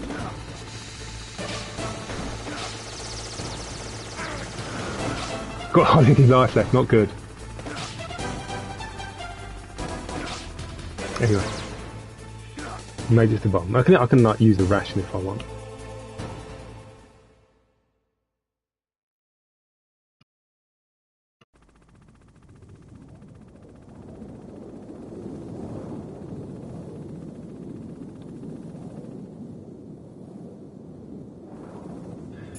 Say that again. What did... Do you know really? I'll tell you what I'm going to do. I'm going to do that sequence again because I took too much damage. I didn't want to lose so much health, so I'm just going to reload and do that sequence again.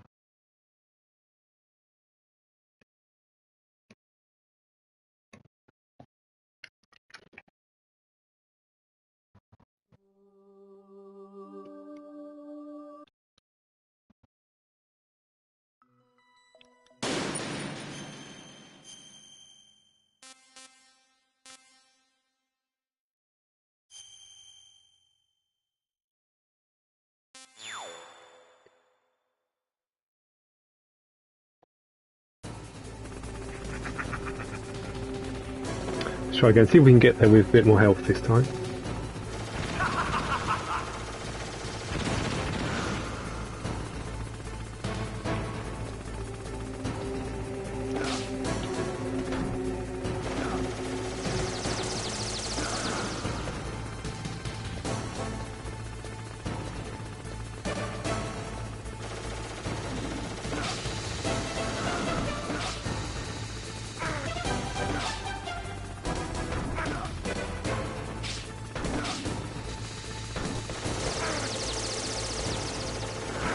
Not going very well, is it?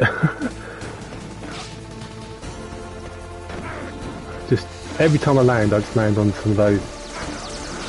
Oh, it's just... No, it's crap. Let's try again. God, I need to work on my technique. Oh, I need to work on my technique.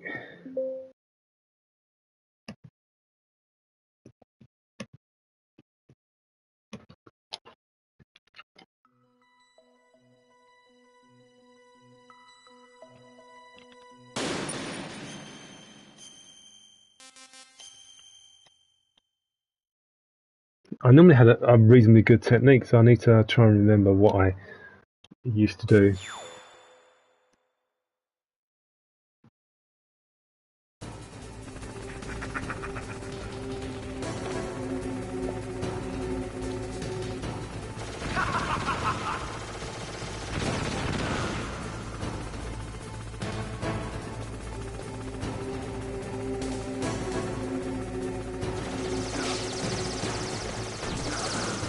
Okay, that's where I normally start. I tried to move, it wouldn't let me move.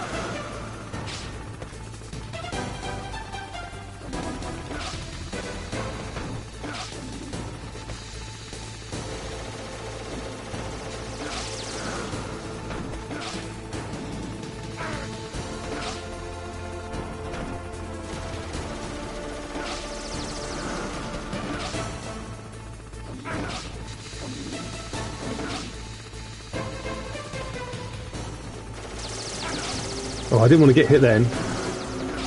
That's bad. That's better. That's I'm reasonably happy with that. That's definitely better than it was.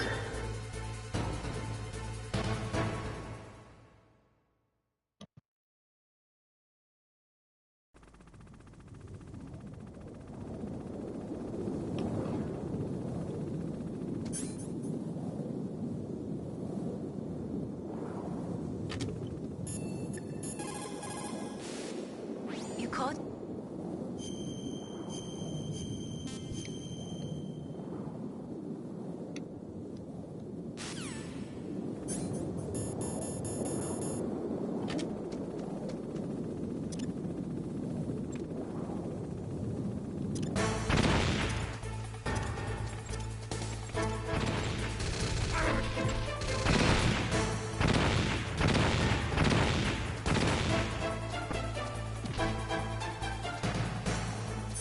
Should have worn my body armor, but anyway, we're through. The main thing.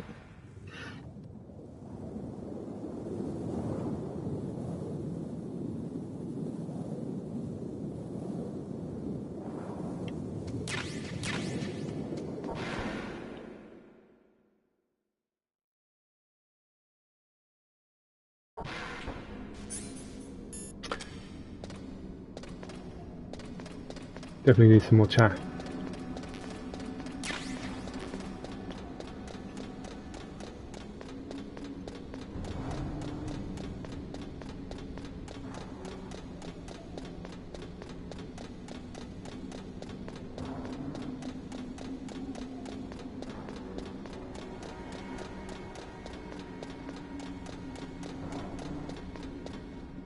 Damn.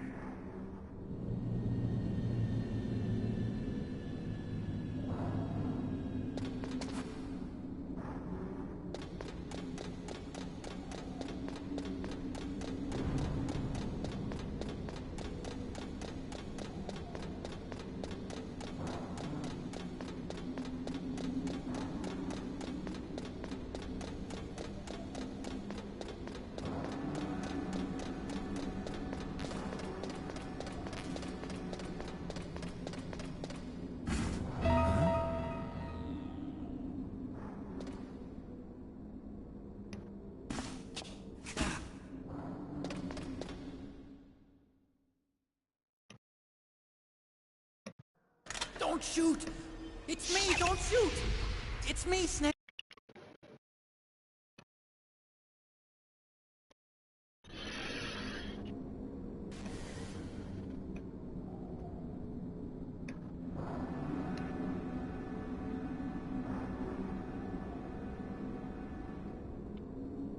Oh, we can go up now.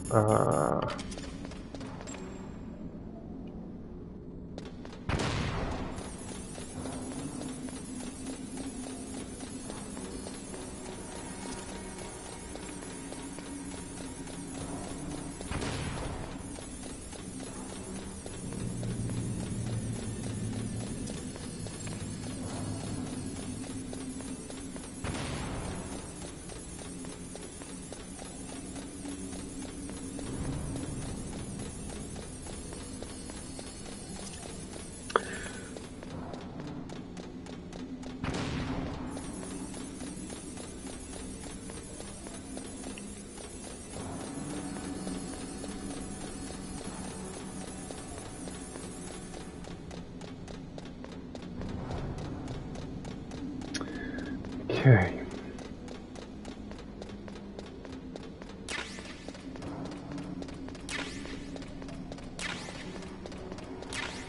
Get stocked up with Stinger missiles.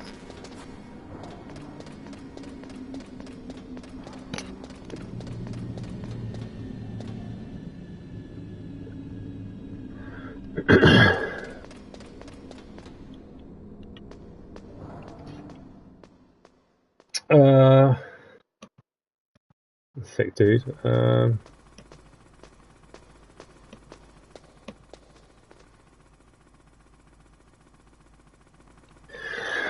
No, I never say how old I am. That's a mystery. I didn't play at launch. I played it some years after. One sec. Let's So, I mean, I have got a physical PS1 copy, but I just haven't got a PS1 anymore. Have I still got the physical copy? I don't even know if I have now. So I had a PS1, and this is what really annoyed me, right? So on the PAL version of Metal Gear Solid 1, right, every time you beat the game, you could never save. You know, at the end of it, you know, you can.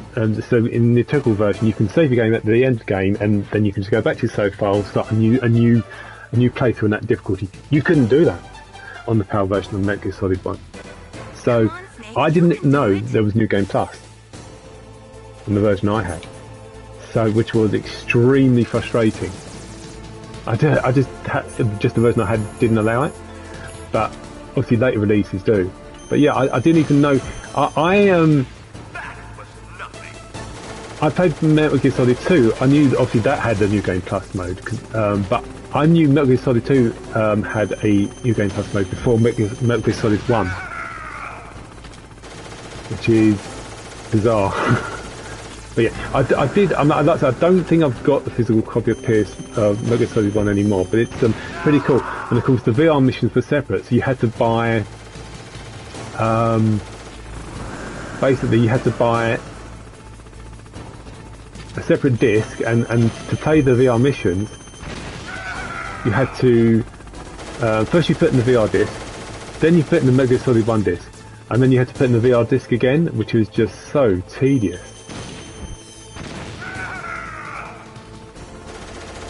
But yeah, I mean, a physical copy of Metal Gear Solid 1 is special, so it's cool that you do.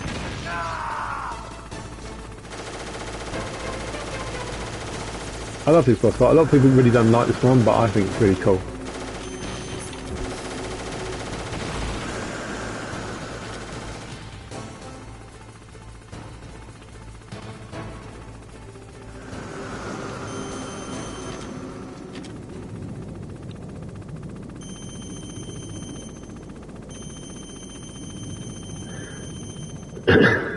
Are they really cheap? Oh.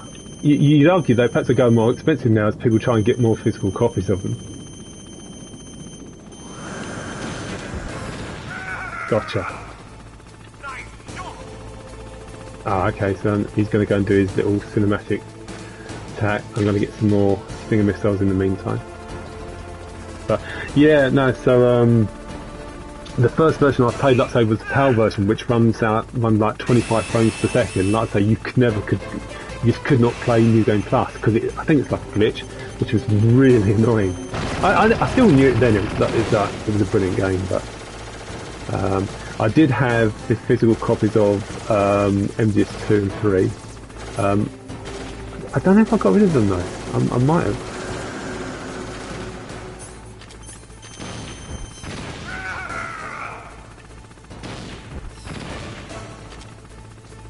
Maybe.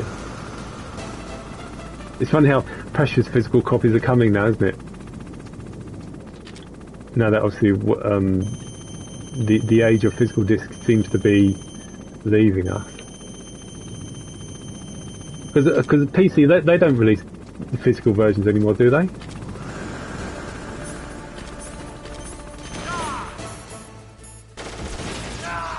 Oh, I should have got hit there, I was lucky. Somehow avoided taking damage.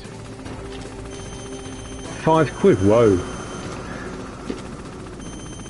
You see, those versions, the Metal Gear Solid 2 Substance version and the Metal Gear Solid 3 Subsistence versions are really, really good value because, you know, the Substance version of MGS2 added the... I better equip my rations, otherwise I'm going to die. What? Okay. The Substance version of MGS2 added the VR missions, the Snake Tails. MGS3 Substance added some stuff as well. So those are good value, amazing. Honestly, £65 isn't too bad value.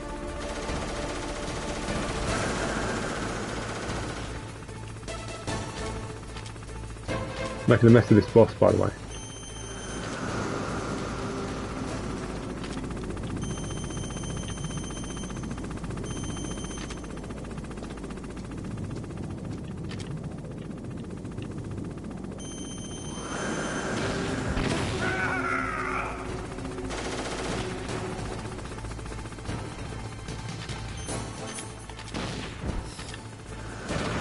didn't quite lock on.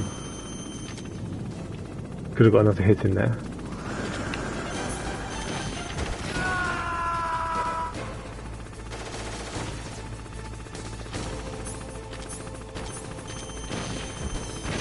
Gotcha.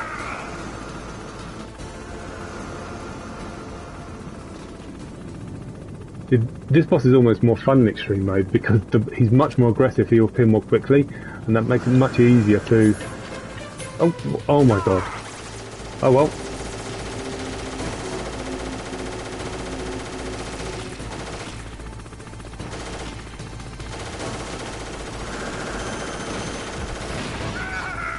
I can still get the highest rank by having one ration. It's not a problem.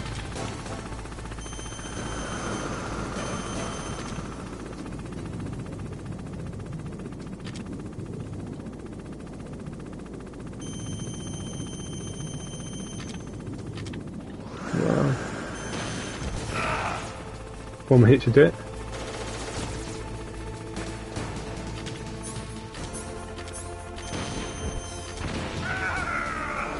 Is that the game you told me about? It's done, by the way. The boss is finished. Is that the game you told me? I'm sure you told me about that. Was it because didn't you play it, Wimpy? Didn't you? I'm sure I saw you played Mean of the Folly, wasn't it? It's difficult to describe it, but was that a different game?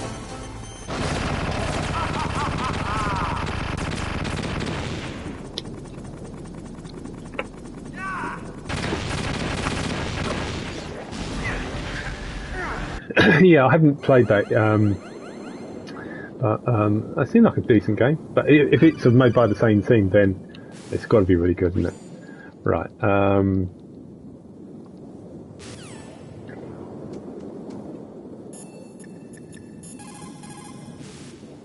What? Right. Let's move on.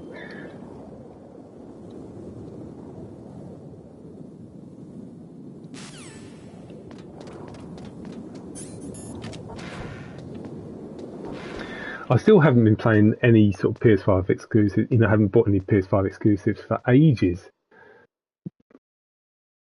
So just my buying games just so rarely so. It just seems to be collections and stuff or re-releases that I mainly get. Have I got any chaff yet? Do you know, if you're out of chaff, I think the game automatically gives you 3 after the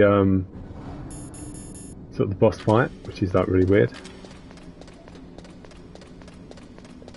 Well, that's it. There was a stat somewhere the other day. I don't know if it was a serious stat or not, which was something like, back in the day in PS1, you had like 80 exclusives, and it dropped. PS2 was like 65, PS3 like 40, and there's only been like 7 or 8, I think it said, for PS5, which it's just.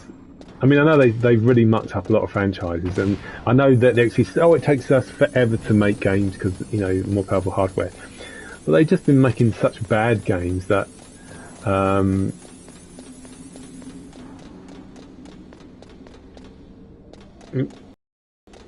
I need to throw a stun grenade. Yeah, sorry, a chaff grenade. Yeah, I don't want to get shredded. And a lot of companies haven't been, like with the Batman companies, they decided to do multiplayer for some stupid reason, things like that. A lot of game companies just made some really weird decisions. And there has been a lack of physical releases. So I haven't got enough. I haven't got enough chaff grenade, which I'm going to need for this thing. So I think I can get away with using a Nikita missile. Let's see if I can't. So what I'll do, I'll use this instead. That's how to get rid of it. Q. Now, I love this next sequence coming up. This is terrifying. I mean, I did get GTA 5, but I still didn't play it. It's funny. I don't know why did I buy it? I mean, I'm crazy, but I just never played it. I don't know. It's just I know it's an insanely popular game, probably the best-selling game of all time. The online mode was incredible. They kept supporting it for like 10 plus years. It's just you get driving around doing missions, and I know a lot of people found it exciting, but it's just never really interested me. Let's equip the body armor before I start the sequence. I know it was more of an online game. You know, it's more online focused than the single player. But it's going to cost what, 60, 70 quid or something, and does it annoy you? You're not getting the bit, they're not releasing it physically. That's so lame. But I mean, it'll probably be a highly rated game, be amazing success, and I hope you enjoy it. But yeah, it's not one. Too late, Snake. Now die. I don't know. Perhaps I will get it. I haven't decided so. Right. So these guys. Well, I always do that initially. I've quit the body armor. I just fired. You can just about see them now that they're down. I'm going to equip the thermal goggles. Oh, what the hell? Why have I got the Nikita equipped?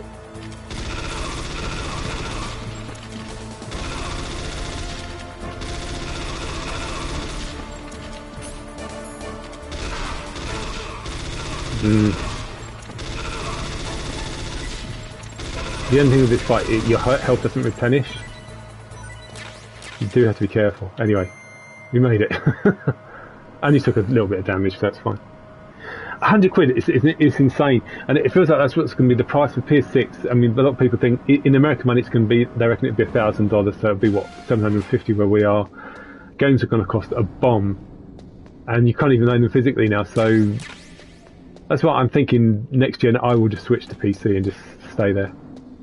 I mean, I've got a Steam account anyway, but I just still feel like probably just download games on GOG where you can just, you can actually download it. You can literally burn the game onto a disc. So I really have no reason to stay on PlayStation 5. There's only 1 or 2 exclusives I play, and even the most recent games haven't been good. So I know you've got the Valve thing. That's the Steam machine, isn't it? Is it? I mean, I don't know if it's is it any good? I know it's powerful, but is it? I mean, I probably should get like a full PC or make my own PC or something like that, but I just have to look at the options to see what is the right thing to get. If you stay with me until after I've beaten the Sniper Wolf boss fight, I'll show you something which I learned yesterday. Something quite cool, which I'm sure you're not aware of, Wimpy. This, obviously, you are aware of. You're aware of the parachute thing because I showed you the other day, so I won't show that again. But it's something quite cool in the next area.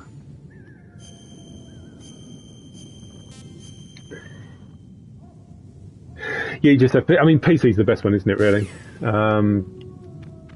I just feel like, if you can't get physical games, then PC is the way to go. Snake, are you okay? Otacon, were there any other stealth prototypes? No, there were only 5. So, this isn't stealth So, camouflage then? 1 second. What are you talking I'm about? just looking at Someone's aiming at me in the middle of rank this requirements blizzard. for the highest ranking and normal Doberman. So complete the game with 5 or fewer alert phases. So I can afford 1 alert phase then, according to that. 25 or less kills, 1 or fewer arrests, and 0 continues at 8 saves, and less than 3 hours. That's about right. Yeah, okay. Come on. Now.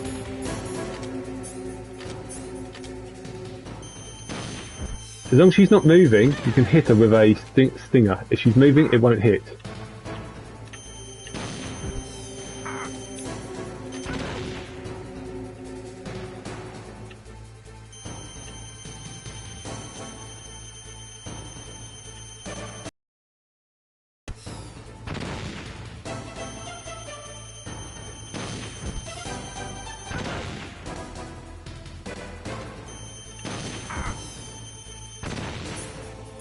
Right, let's just hide now. I could use the PSG one, but I think it's more trouble than it's worth this fight, so I'm just going to use the Nikita now to take her down.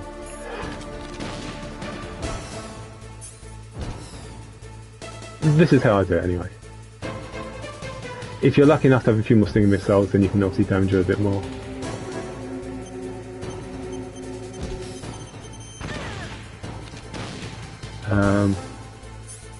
But yeah, I mean, it's really PC gaming is all the way now. I mean, I don't really think it's worth switching to Xbox, although you can pretty much play all Xbox games on PC. It would be hilarious if Xbox actually did decide to do a physical version of the next console. I know I don't think they wanted to, but if they could do that, just to screw PlayStation, just like PlayStation screwed them back in 2013 at E3. That would be funny if they just support physical. But I get it. That I know it was inevitable that the physical stuff was going to go. I think what the mistake Sony has made is not that they've removed physical games. What they should have done, they should have said they'll still make physical games for PS4 and PS5, because PS5 is still going to go on for a lot longer. PS4 doesn't seem to be going away, does it? So why not just keep making physical games for PS4, PS5, and just don't make any physical games for PS6? To me, that's a reasonable compromise.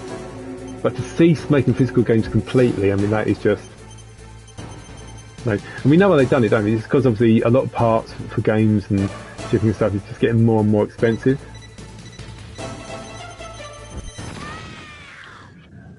So, but it's not like Sony need it because they've got so much money anyway. Right.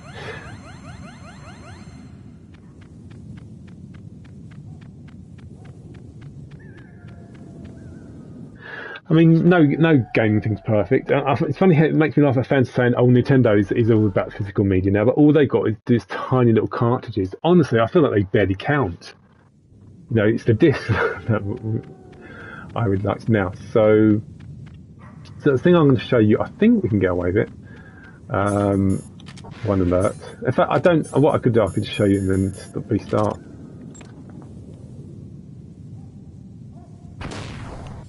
Let's go.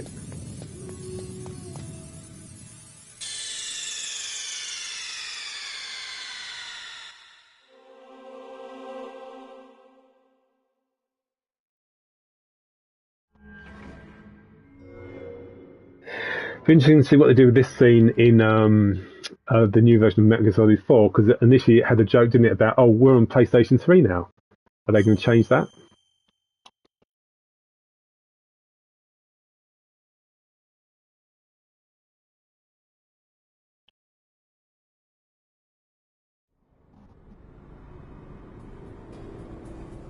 There's something you can do. You can't avoid an alert here, but I'm just going to show you anyway. If you're still listening, Wimpy. So, something I didn't know you could do this, and someone tweeted this on Twitter, and then I sort of did a quick playthrough of it and showed it as well. So if you go in this sequence here,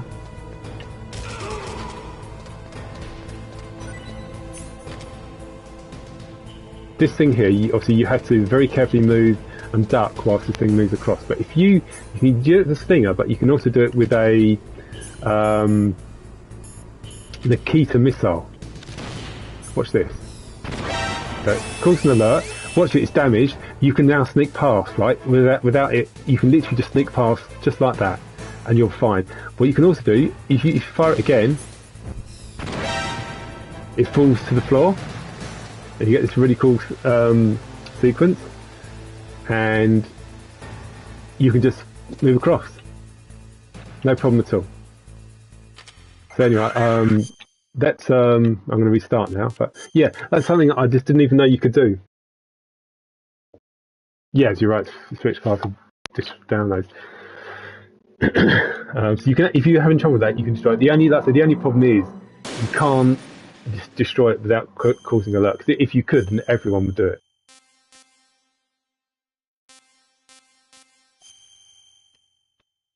I don't know if you knew about that, Wimpy, but I never knew about that.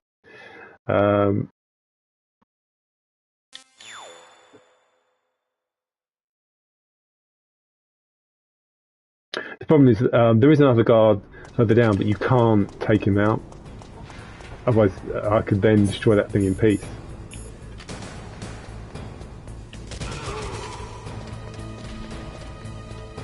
I wonder what my kill count's looking like.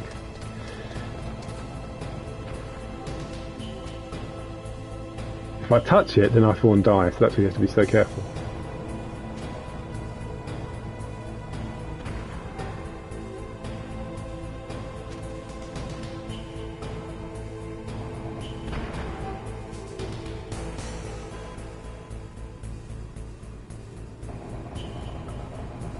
Can't move. It's still over me, over the top. So if I stand up, I'm dead. I don't even think that's far enough. It might be, but I'm not sure. I'm just gonna wait for it to move again. There we go. Perfect.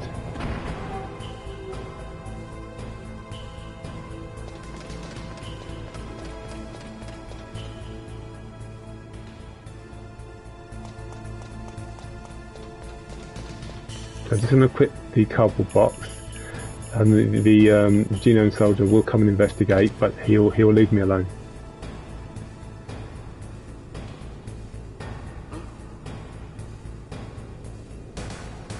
Mr. Box. Just a box.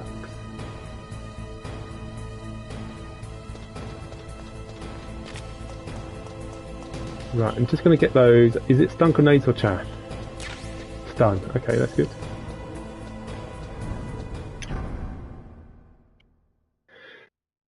Right.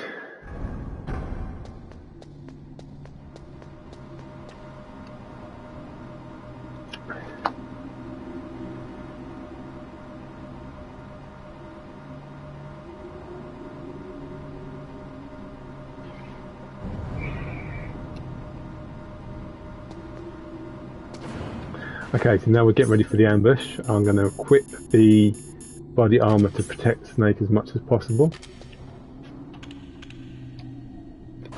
Second ambush.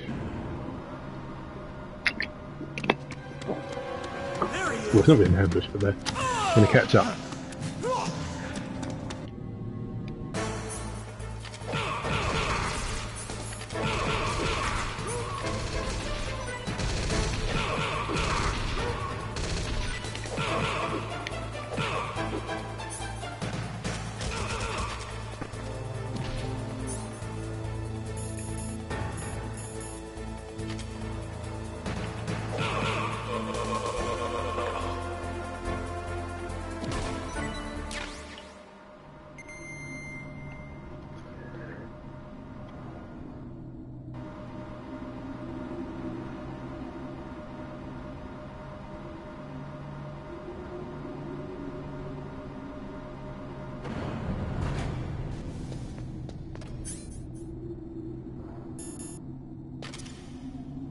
Trying that shaft because of that turret there.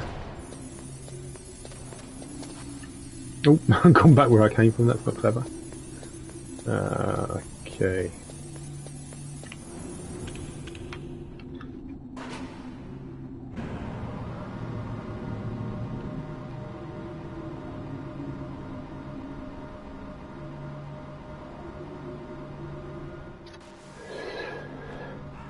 No, I really would like to see a real proper current gen remake of MGS1. I know they just said, you know, there's so many things they'd have to do from scratch you couldn't do in this game. You know, they'd have to re-record all the voice lines because what they used to record the voice lines originally, it just wouldn't work. They'd have to do it again, and they'd have to reimagine a lot of bosses and stuff. But I'd love to see them give it a try.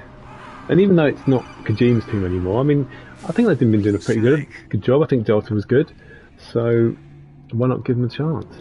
See what they can do.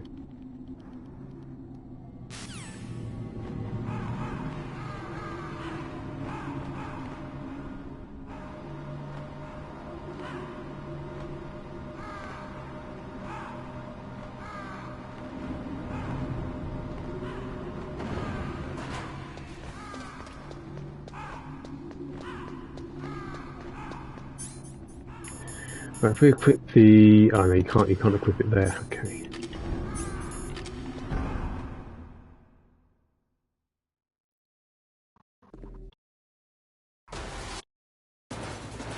Right, we're gonna... Are you hurt, Snake?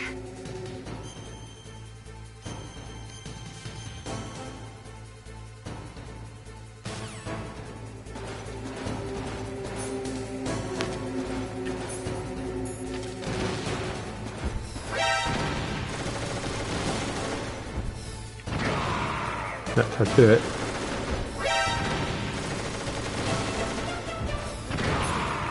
So he's going to come there.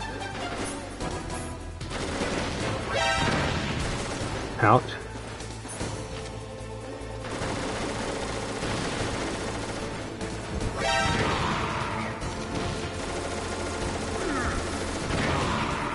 That's how you do it quickly. You can only assume that Mikuta is just a bit lower than his weapon.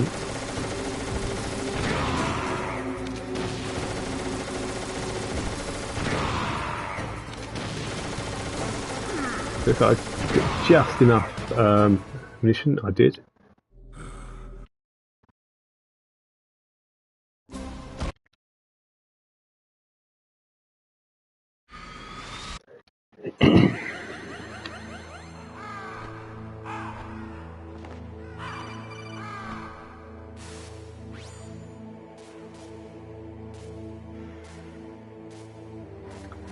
Skip that.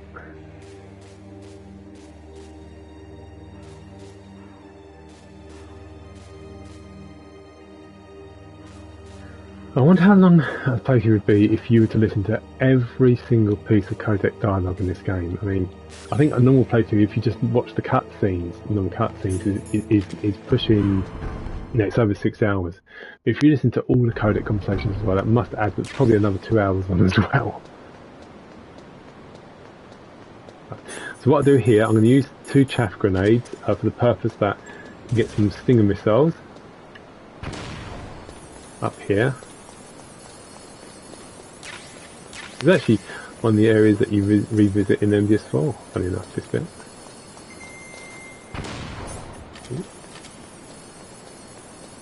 Right, okay.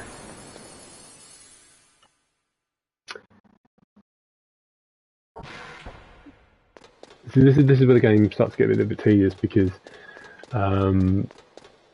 there's a lot of climbing up this structure, then you have to come down again, and you have to do that 3 times.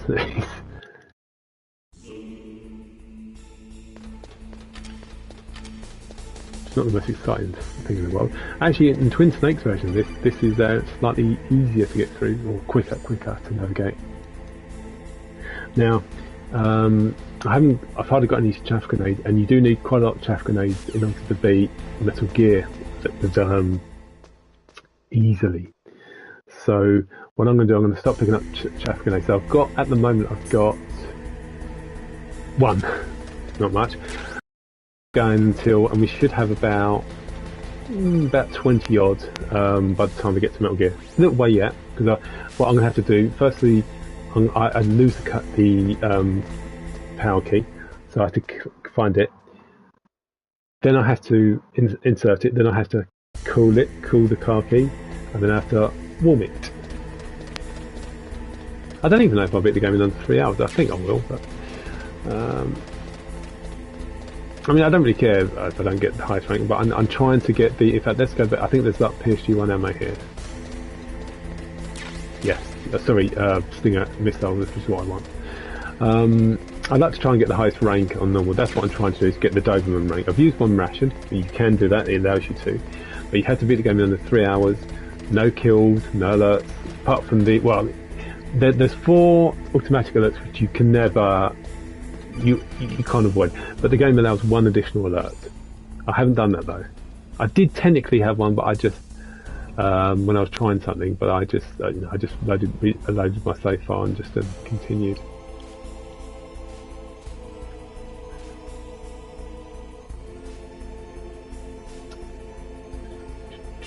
Right. And for those who are wondering why Snake's got a tuxedo on, it's basically, this is the 3rd playthrough I've done on the same difficulty setting, and on the 3rd playthrough Snake is put in a tuxedo outfit. So annoying that the guy is coming there. But we'll have to use the PSG1 rifle to take him out.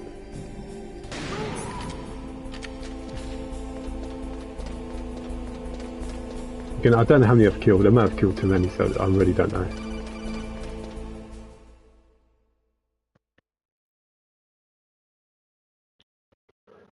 Because you can only kill a maximum of 25 soldiers. I think I'll be alright, but we'll see.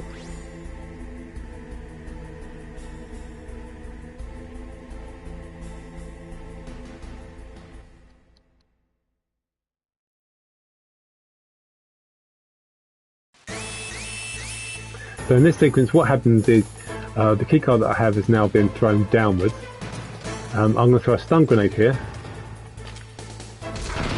It's fine that I took damage, it's not a problem at all.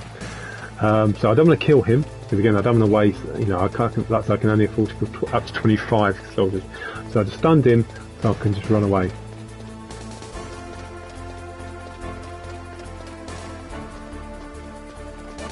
Now, the PAL key, if you've had 10 or more alerts in the game prior to this moment, this is the PAL key will be lying around somewhere out in the open.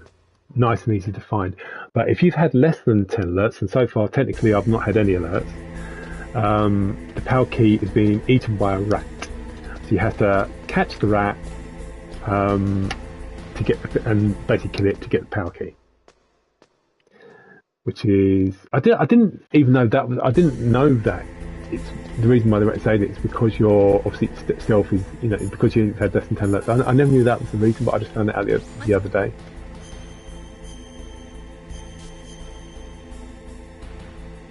And it does take a while because you can't even get the rat until you get a cutscene trigger where Master Miller contacts you, and you have to have picked up the little bomb first. So what we're going to do is destroy that. So we got plenty of claymore. We've got 10. That should be enough. So what I'm going to do, I'm going to place the claymores, and hopefully the rat will trigger one, and it will kill the rat. Releasing the PAL key.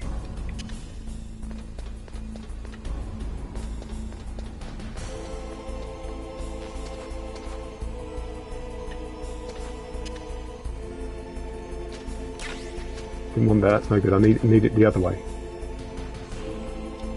There we go, that's better. Now, I don't know if equipping the gas marks helps in this bit. I'm not sure, because Snake's health is deteriorating. I'm not sure why, whether it's poisoned water or just too I don't know. It must be sort of poisoned water.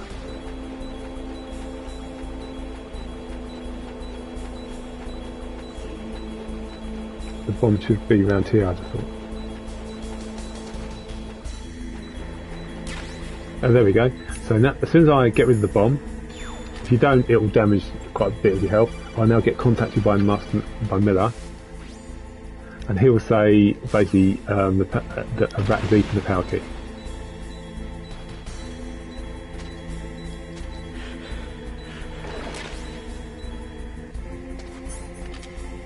I could place C4 charges, but I think claymores should be effective as well. I think you're supposed to be able to see the rat on the map, but it's not always easy to see. Oh, let's get those chaff grenades. I've got 10. Still going to need more, but that's not too bad for the moment. There's also, if you look on the map, there's this little exit here. Oh look, there's a rat there. It's there.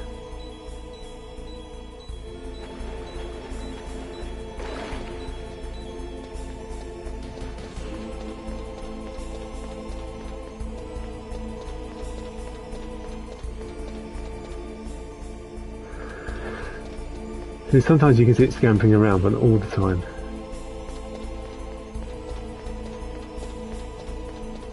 And it won't always trigger, you know, it won't always set off the claymore. It's a bit annoying. Ah, so annoying.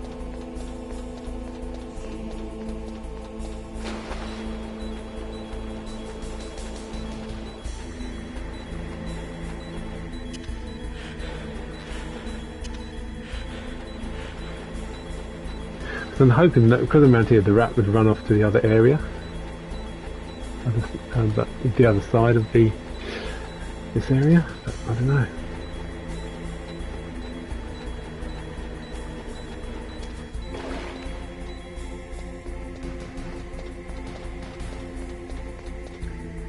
Still can't see anywhere.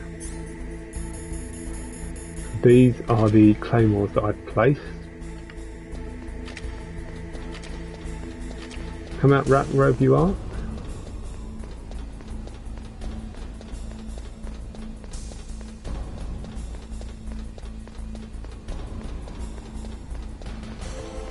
Obviously, if it feels you feel like it's taking too long, then you can just restart.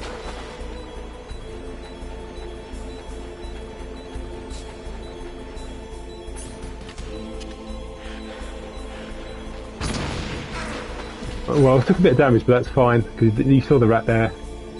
Got it. Have a quick look.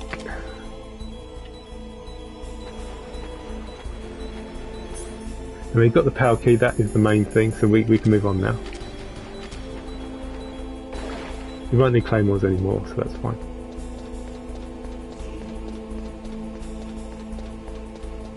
Yeah, the best thing to do is you just put it at every kind of little exit the rat can come out of, and just pray it happens quickly.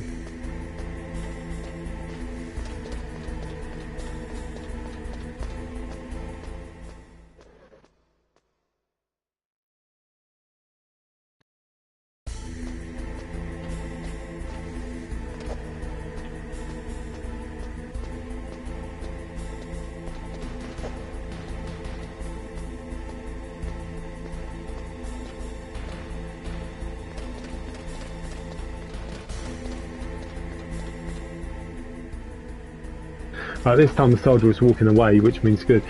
If you stand here, don't go too far, as you'll hear me walking and turn around, but if you stand here, you'll just walk over there, so I can, without having to kill him, I can just go and input the power key. Again, because there's a limit of 25 soldiers you can kill, you've got to be careful. Let's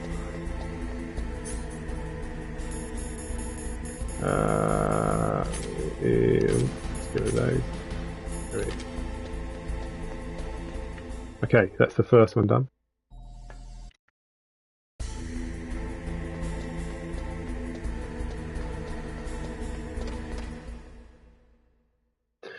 Now we've got to cool the card key.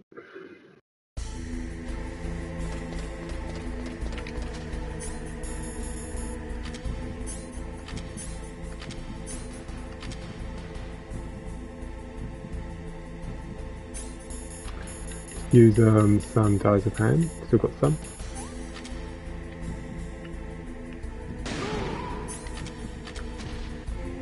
One shot will do it.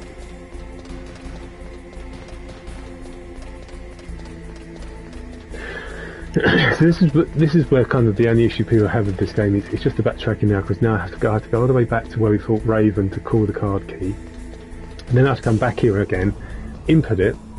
And then once that's done, I then have to go all the way back again, all the way back to the blast furnace to warm the card key. Then you can take it back, and then you go and do the rest of the game.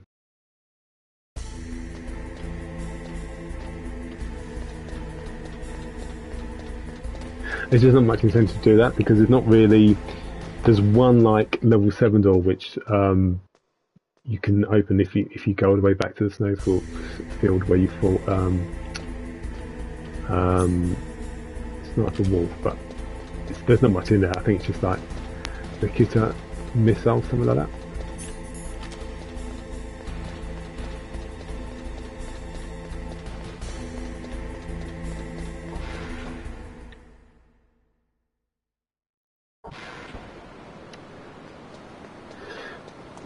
Right, so this is the cold area we're about to come to where we fought Raven. Now we have to wait for the card key to change shape. So it's normal colour, its room temperature colour is yellow, like that, or orange or whatever, yellow orange. We need it to turn blue. So we have to wait for about 2 minutes now, and then it will automatically turn blue as long as we stay in this area. So we just have to. Sometimes if you listen to the music cue, you know roughly when it's turned. So I'm just going to collect Stinger missiles, which we'll need for the fight against the Metal Gear later on, and then we just wait.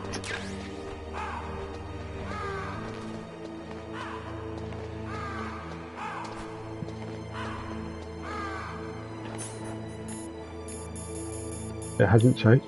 Excuse me, it hasn't changed just yet. It will. Not too long. Just wait, that's all we can do, just wait for the moment. But it shouldn't be too long.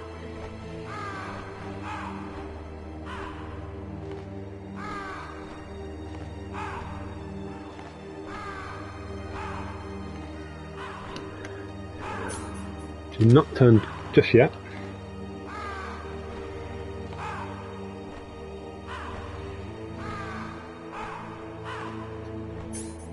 There, done. It now turns, off we go. So basically we have to race back basically as quickly as you can. You get a tiny bit of time where you could, you know, make a detour if you wanted, but you just need to go quickly.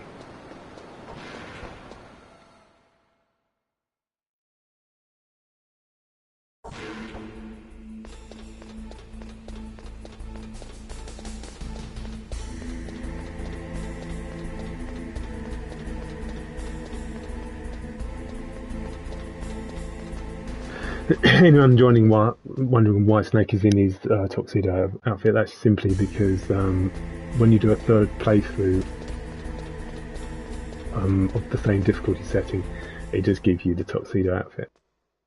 Which is, I don't know if you get that outfit in the Metal Gear 1 and 2, I don't think so. I think it's just a tradition that started with Metal Gear Solid 1.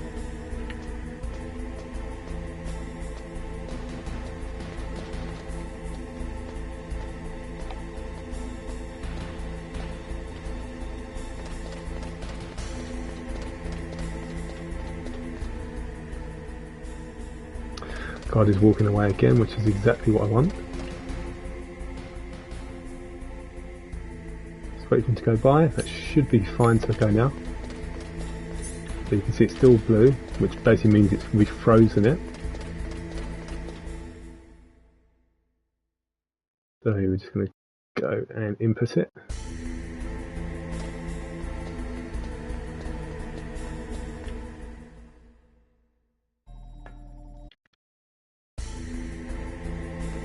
Now we've got to warm the card key.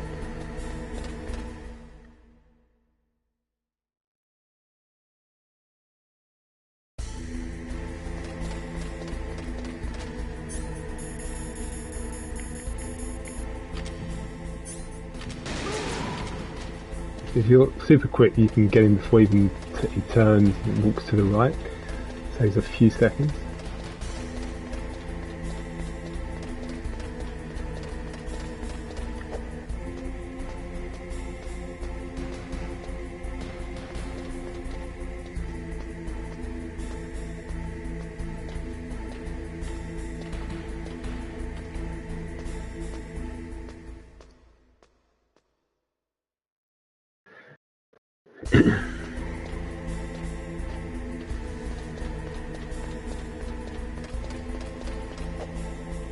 Now, when you call the card key, which obviously I've done that now, you either go to the area where you fought Raven, or you can go all the way outside to Alaska where it's cold, that you can kill it there.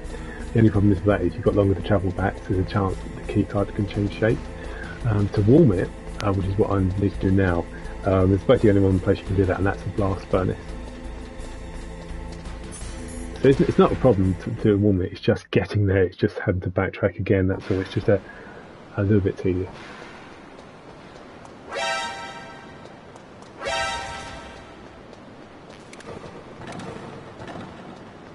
Those, when I first played this game, those caught me off guard, those little trapdoor things, because the last time they basically appeared, I think is like in kind of like the first storage building you're in. B2, wasn't it, the area kind of where you fought Ocelot?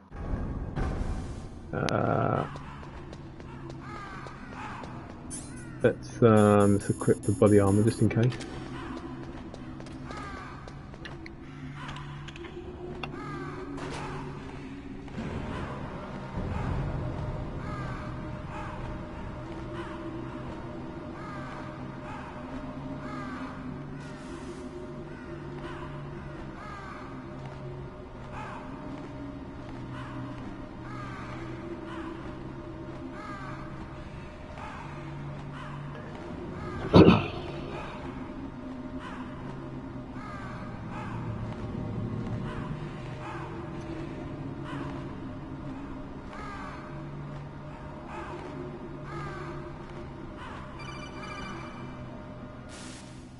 Snake, it's about Naomi Hunter.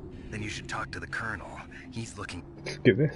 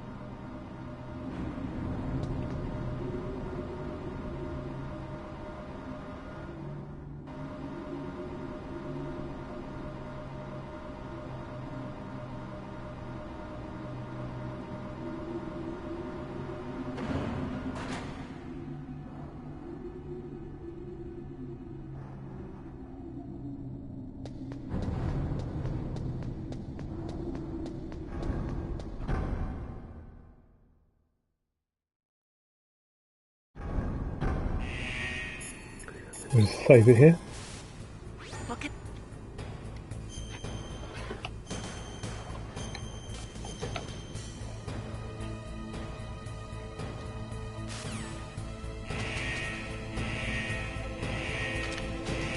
This is the area the card will start to warm up now. But I think the card's already gone back to the normal function. Now we just need to increase it.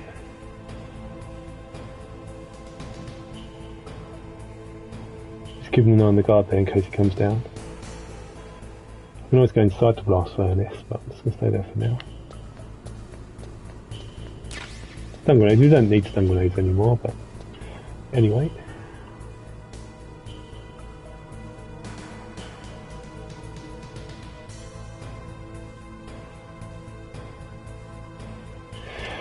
Yeah, he's not coming down.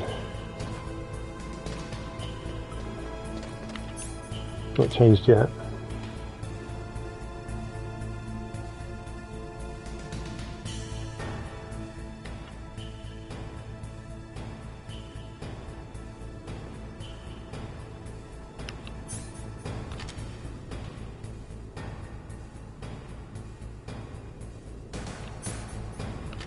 There you go, it's changed now, so we can go now.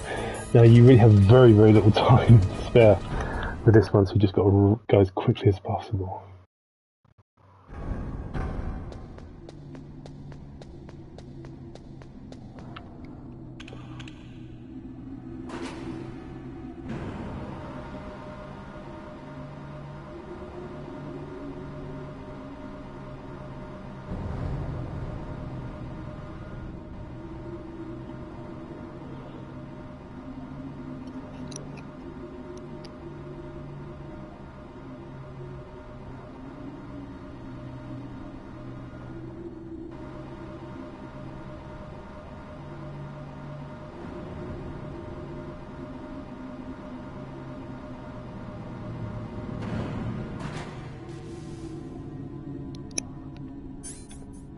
Let's use a chat. I mean, I didn't have to use a chat there. I could have just used a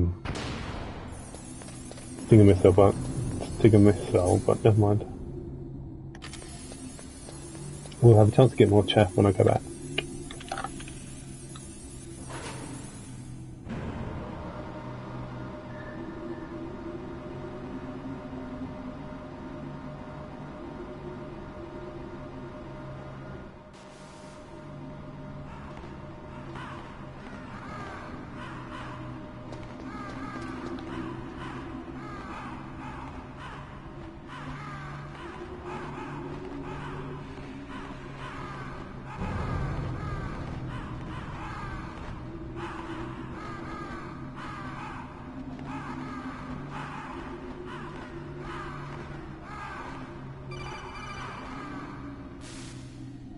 Snake, can you hear me? It's Naomi. Naomi? What the hell?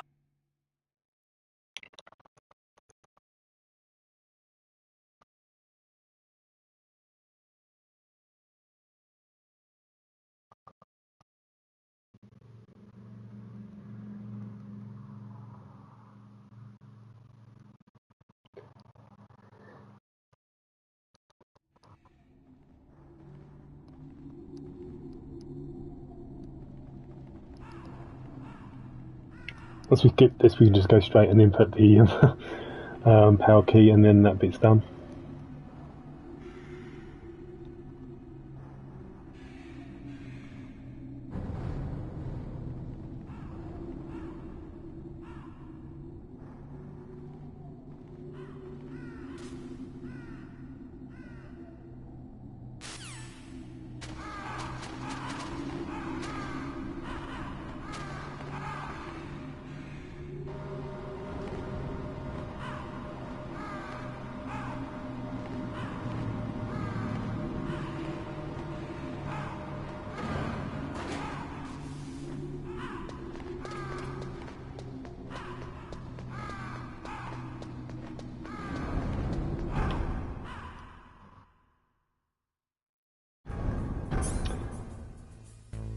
Yeah, I really need to get more chaff grenades, otherwise I'm going to be in trouble against Vesperia.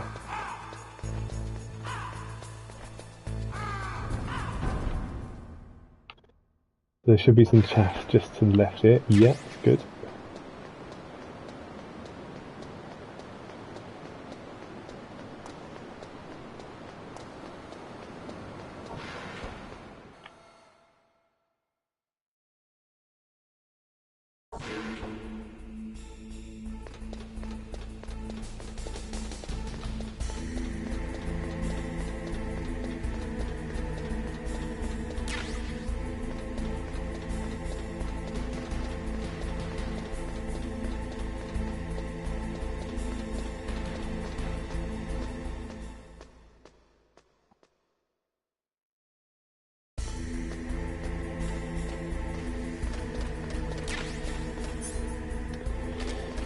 So I think I'll make that detour again and get another 3.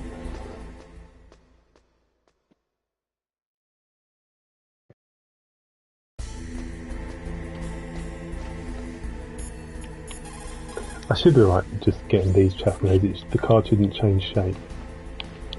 Hopefully not.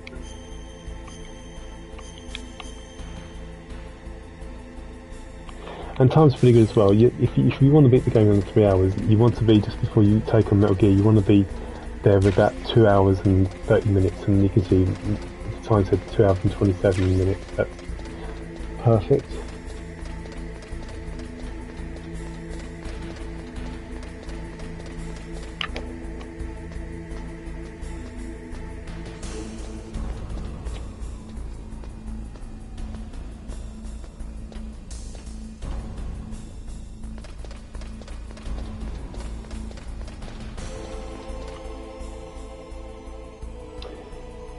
Okay, we'll have to. I think he's walking away from me, isn't he? No, he's not. Okay, we'll have to kill this guy then. That's annoying. We could wait for him to come back, and I'll kill him, and hopefully I won't have killed too many people. We will see.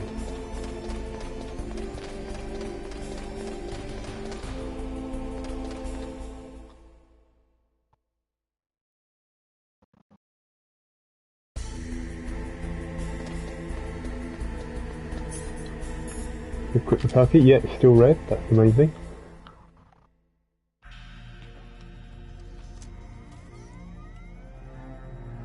PAL code number 3 confirmed.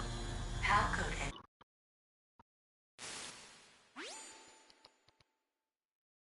Just 3 more boss fights left to beat the game.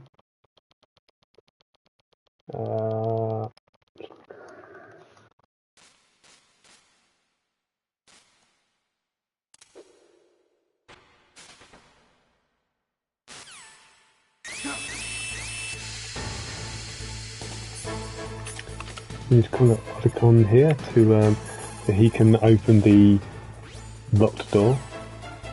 We don't need to, but what we can also do is put on the gas mask, which will slow the O2 depletion.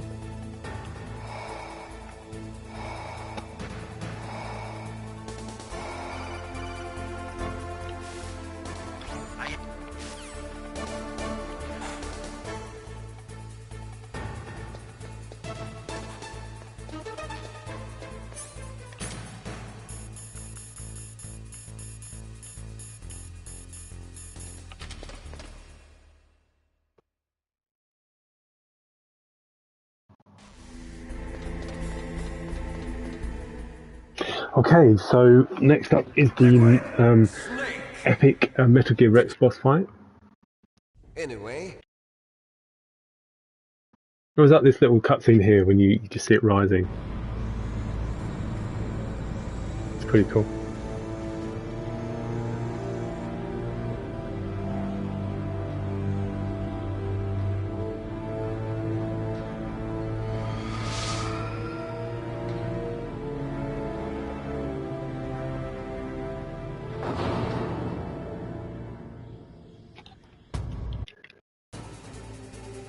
Okay, so I'm going to save it before I start it. So, for this one, what I mainly do is you need chaff grenades and stinger missiles. So the technique I do, so I started with this, so that I wanted 20 chaff grenades for a reason.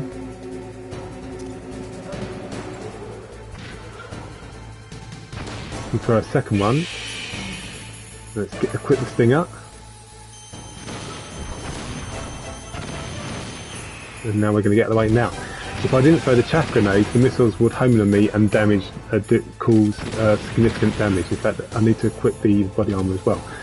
But by throwing the chaff, it causes the missiles to veer off slightly and therefore not damaging me. So I'm just keep throwing chaff grenade, run it out as soon as he starts to fire.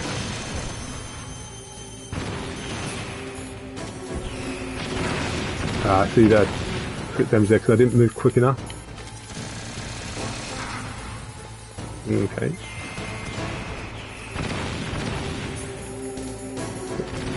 Attack. Should get another one in there. See, the reason why I wanted 20 chaff, you're using about 10 chaff grenades in this first sequence and another 10 in the last one.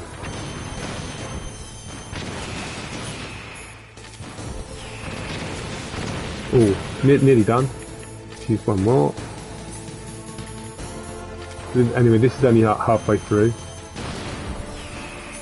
Oh.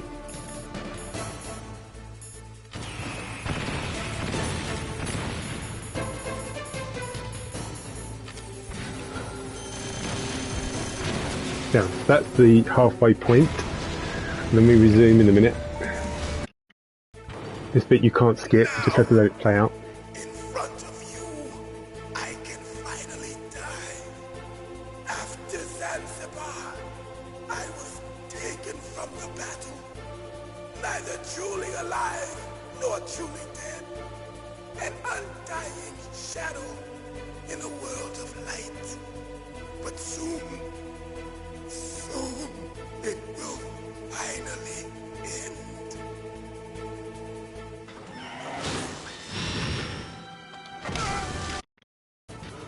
So immediately throw a chaff.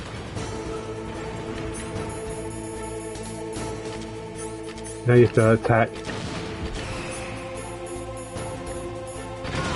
the middle of it, and we did get him. So again, another chaff. Just rinse and repeat. He will tend to use his machine gun a bit more this time. And damn, I didn't move quick enough. My bad.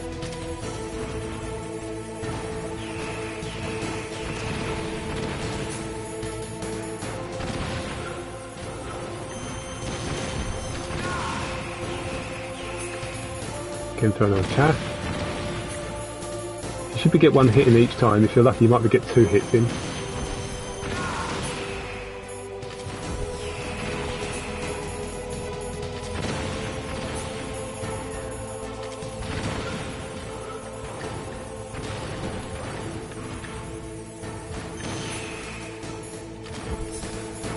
Another chaff grenade.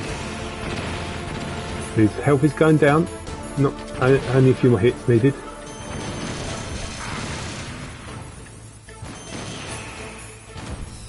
That's a great hit there. He's almost down now, just one hit left.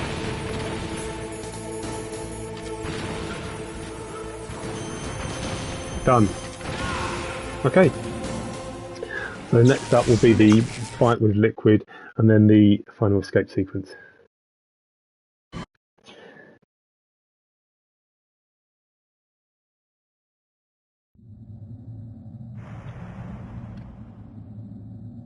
That little cutscene there, you can't skip in the original version of Metal Gear Solid 1, but in the integral version, which is what I'm playing, you can skip it. Thanks to Father's DNA, they were able to identify more than 60 soldier genes responsible for everything from strategic...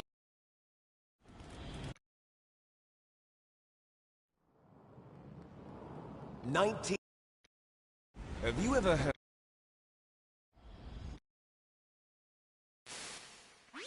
Just got to skip this codec conversation.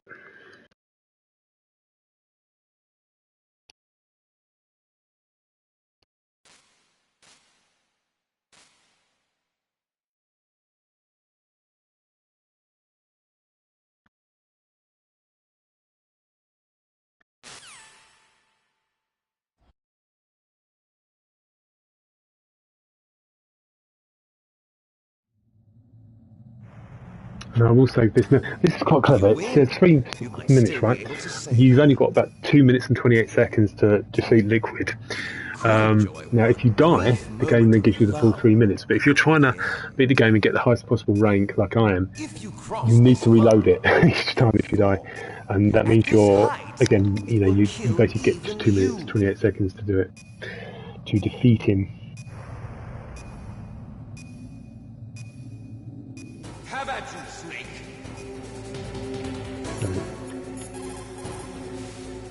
Are you...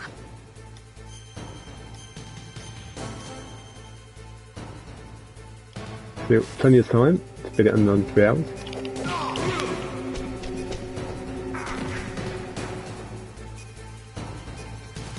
Didn't need to do that.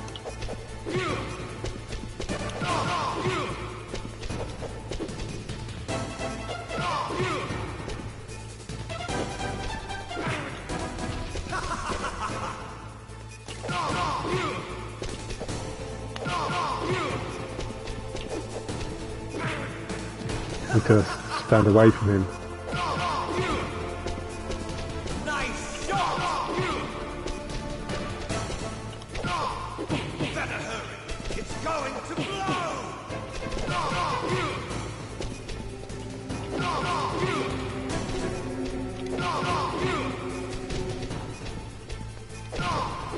Better hurry. It's going to blow!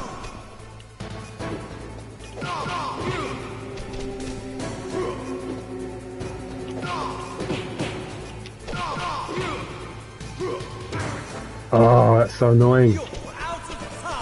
I think it's easier to read this guy in hard mode or extreme mode.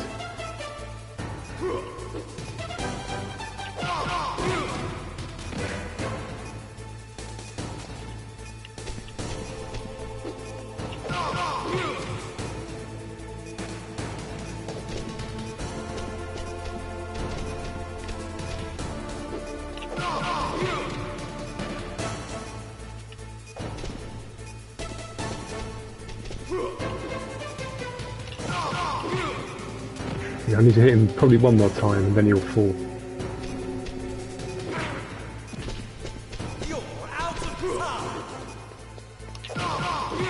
Like that, got him. And he had a tiny bit left.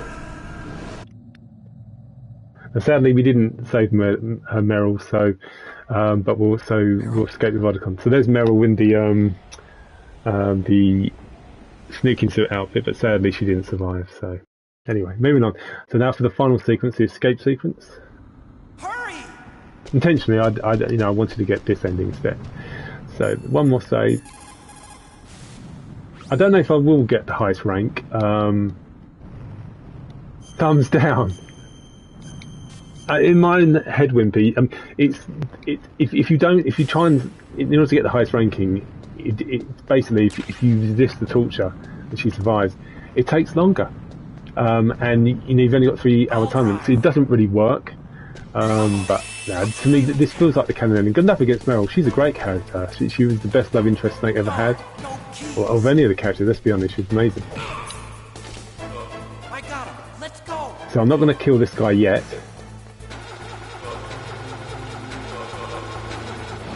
I got it. Snake, jump in. Snake, hold on. Whew.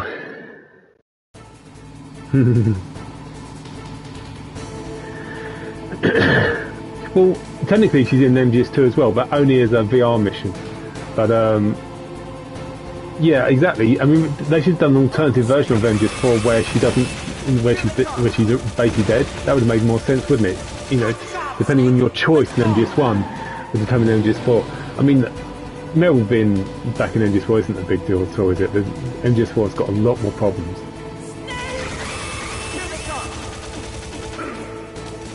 So there's the third guy to the right, you just got to ignore him. Snake, you gotta clear a path.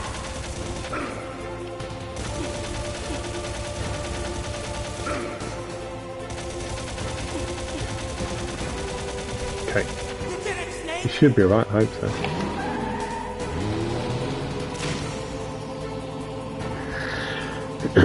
Yeah, it's I mean, it's cool that you got alternative endings, really, but I've always kind of liked the one where you escape with Otacon. But it's the little things, you know. If you escape with, if Mel survives in your first paper, you get awarded the Infinity Bandana, the infinite ammo. If Mel dies, so you escape with Otacon, you get awarded the Stealth Camo. At the end of it, just before Liquid, after Liquid has died of the, you know, the Fox die, if you're with Meryl, and Snake realises, oh, because he's a clone of Liquid, surely he's going to die as well with the Fox die. So when Snake realises he's probably going to die, Meryl says, "Don't say it, Snake." Whereas if you're with Otacon, you know, if Meryl died and you escape with Otacon says, "Don't think about it, Snake." But it's just slightly differences like that. Oh god, I'm taking too much damage. Come on.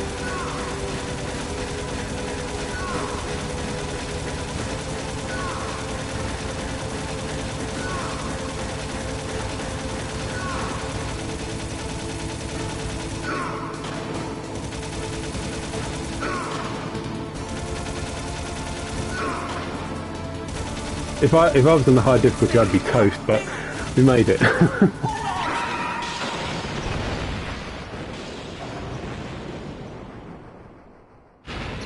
So we've got to do is skip. Here's another little fun fact as well. If Mel dies and you're with Otacon here, Colonel tells you that you saw it flicker there. Colonel tells Snake that Mel was his daughter, because what he says when the game starts is that Mel is his niece, but he actually tells Snake Mel is his actual daughter. Whereas if Mel survives in this bit here, he doesn't tell Snake that Mel is his daughter. Don't know why. Strange decision, but whatever. Honestly, the stuff I'm coming out with, I just know this game way too much. I don't know it too well. Anyway, just got to let the credits play. Unfortunately, you can't skip the credits.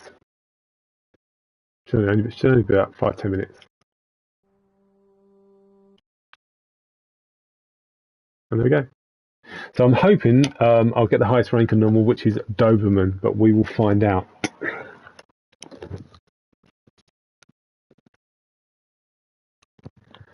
And yeah, I'll probably play MGS 2 at some point next week, live stream that, and then probably Delta.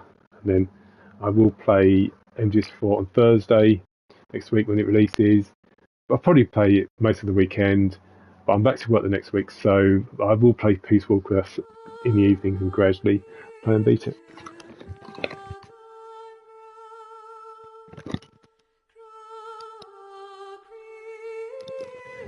It's not surprising. I've forgotten quite a lot of bits from MGS4 actually, because the muscle memory's still there, but there's quite a few things that I've forgotten. So it'd be interesting to play it again just to discover the stuff that I didn't like. Discover why I didn't like the MGS4 so much again.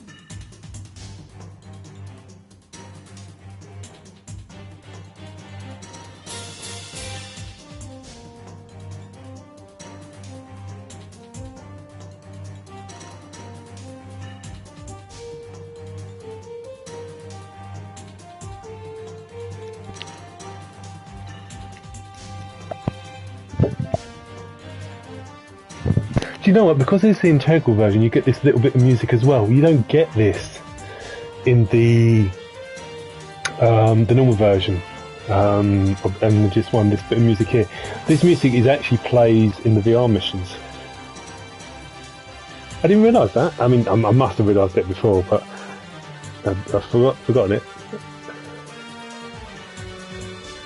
This is like kind of the famous MGS1 music, which they used in MGS1, 2 and 3, but they didn't use in MGS4 because they realised that the music might have been stolen from like a Russian composer.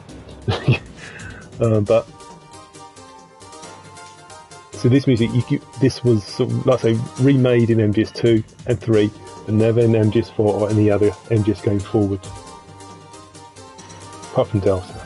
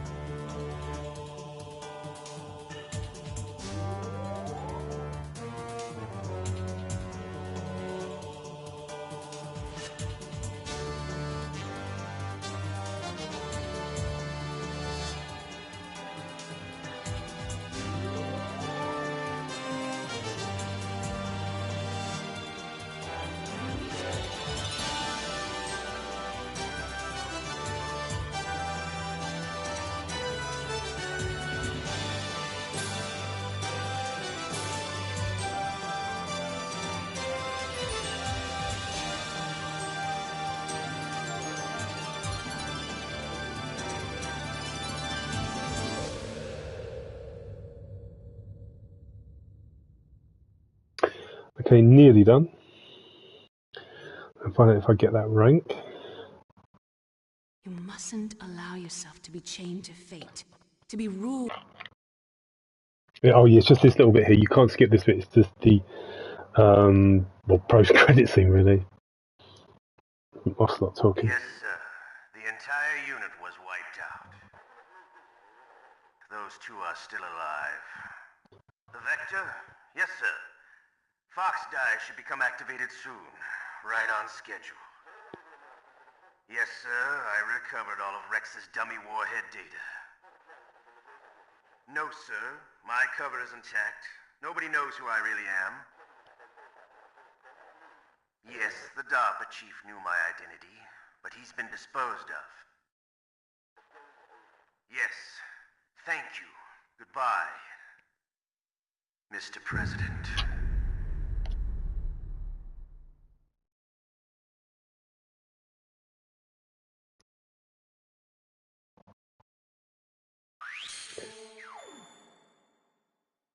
Doberman, there you go. This person is saying it was. I mean, see, because I was never able to. You know, when I told you, Wimpy, when I got the original version of MGS1, and you couldn't go to a new game pass because it wouldn't let you save. So after this, it allows me to save my progress, but it never allowed me to do it. And I also never got because because of that original release, I never knew. I never got that post-credit scene either. So, which is really annoying. So I didn't even realise it tells you about Solidus, even though Solidus is in MGS2. So in MGS2, I was just clueless. I had no idea what was going to happen. Anyway, yeah. So the number of enemies 25. So I did the max kills. It's one of the toughest things to kills. But 2 minutes 51 seconds. That's 9 seconds to spare. Saves. I mean, you can have 80 saves. It's ridiculous.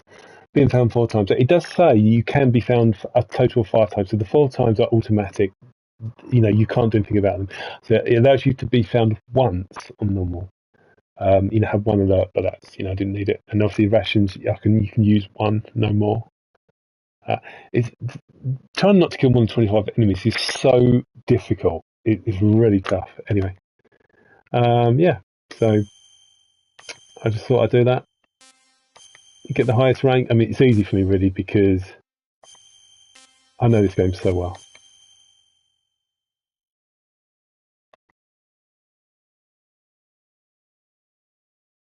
And do you know, I had to do a playthrough one day of the first-person view mode in the integral version, where you can literally play the whole game, fight the bosses in first-person view. I've tried it, and it's really bad. It's kind of a nightmare to move yourself, turn yourself, and attack and stuff like that. But it's a really cool thing you can do via their first-person view mode. You have to beat integral just at least once to unlock the first-person view, but it is really cool.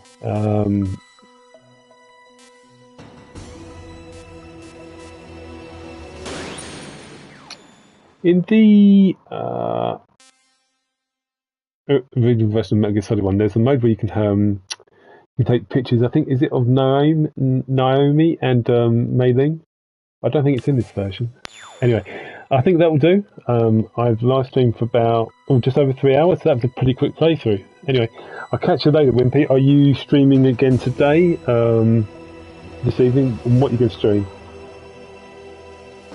Is it that game, the one you were talking about, the one you're doing cross-play on?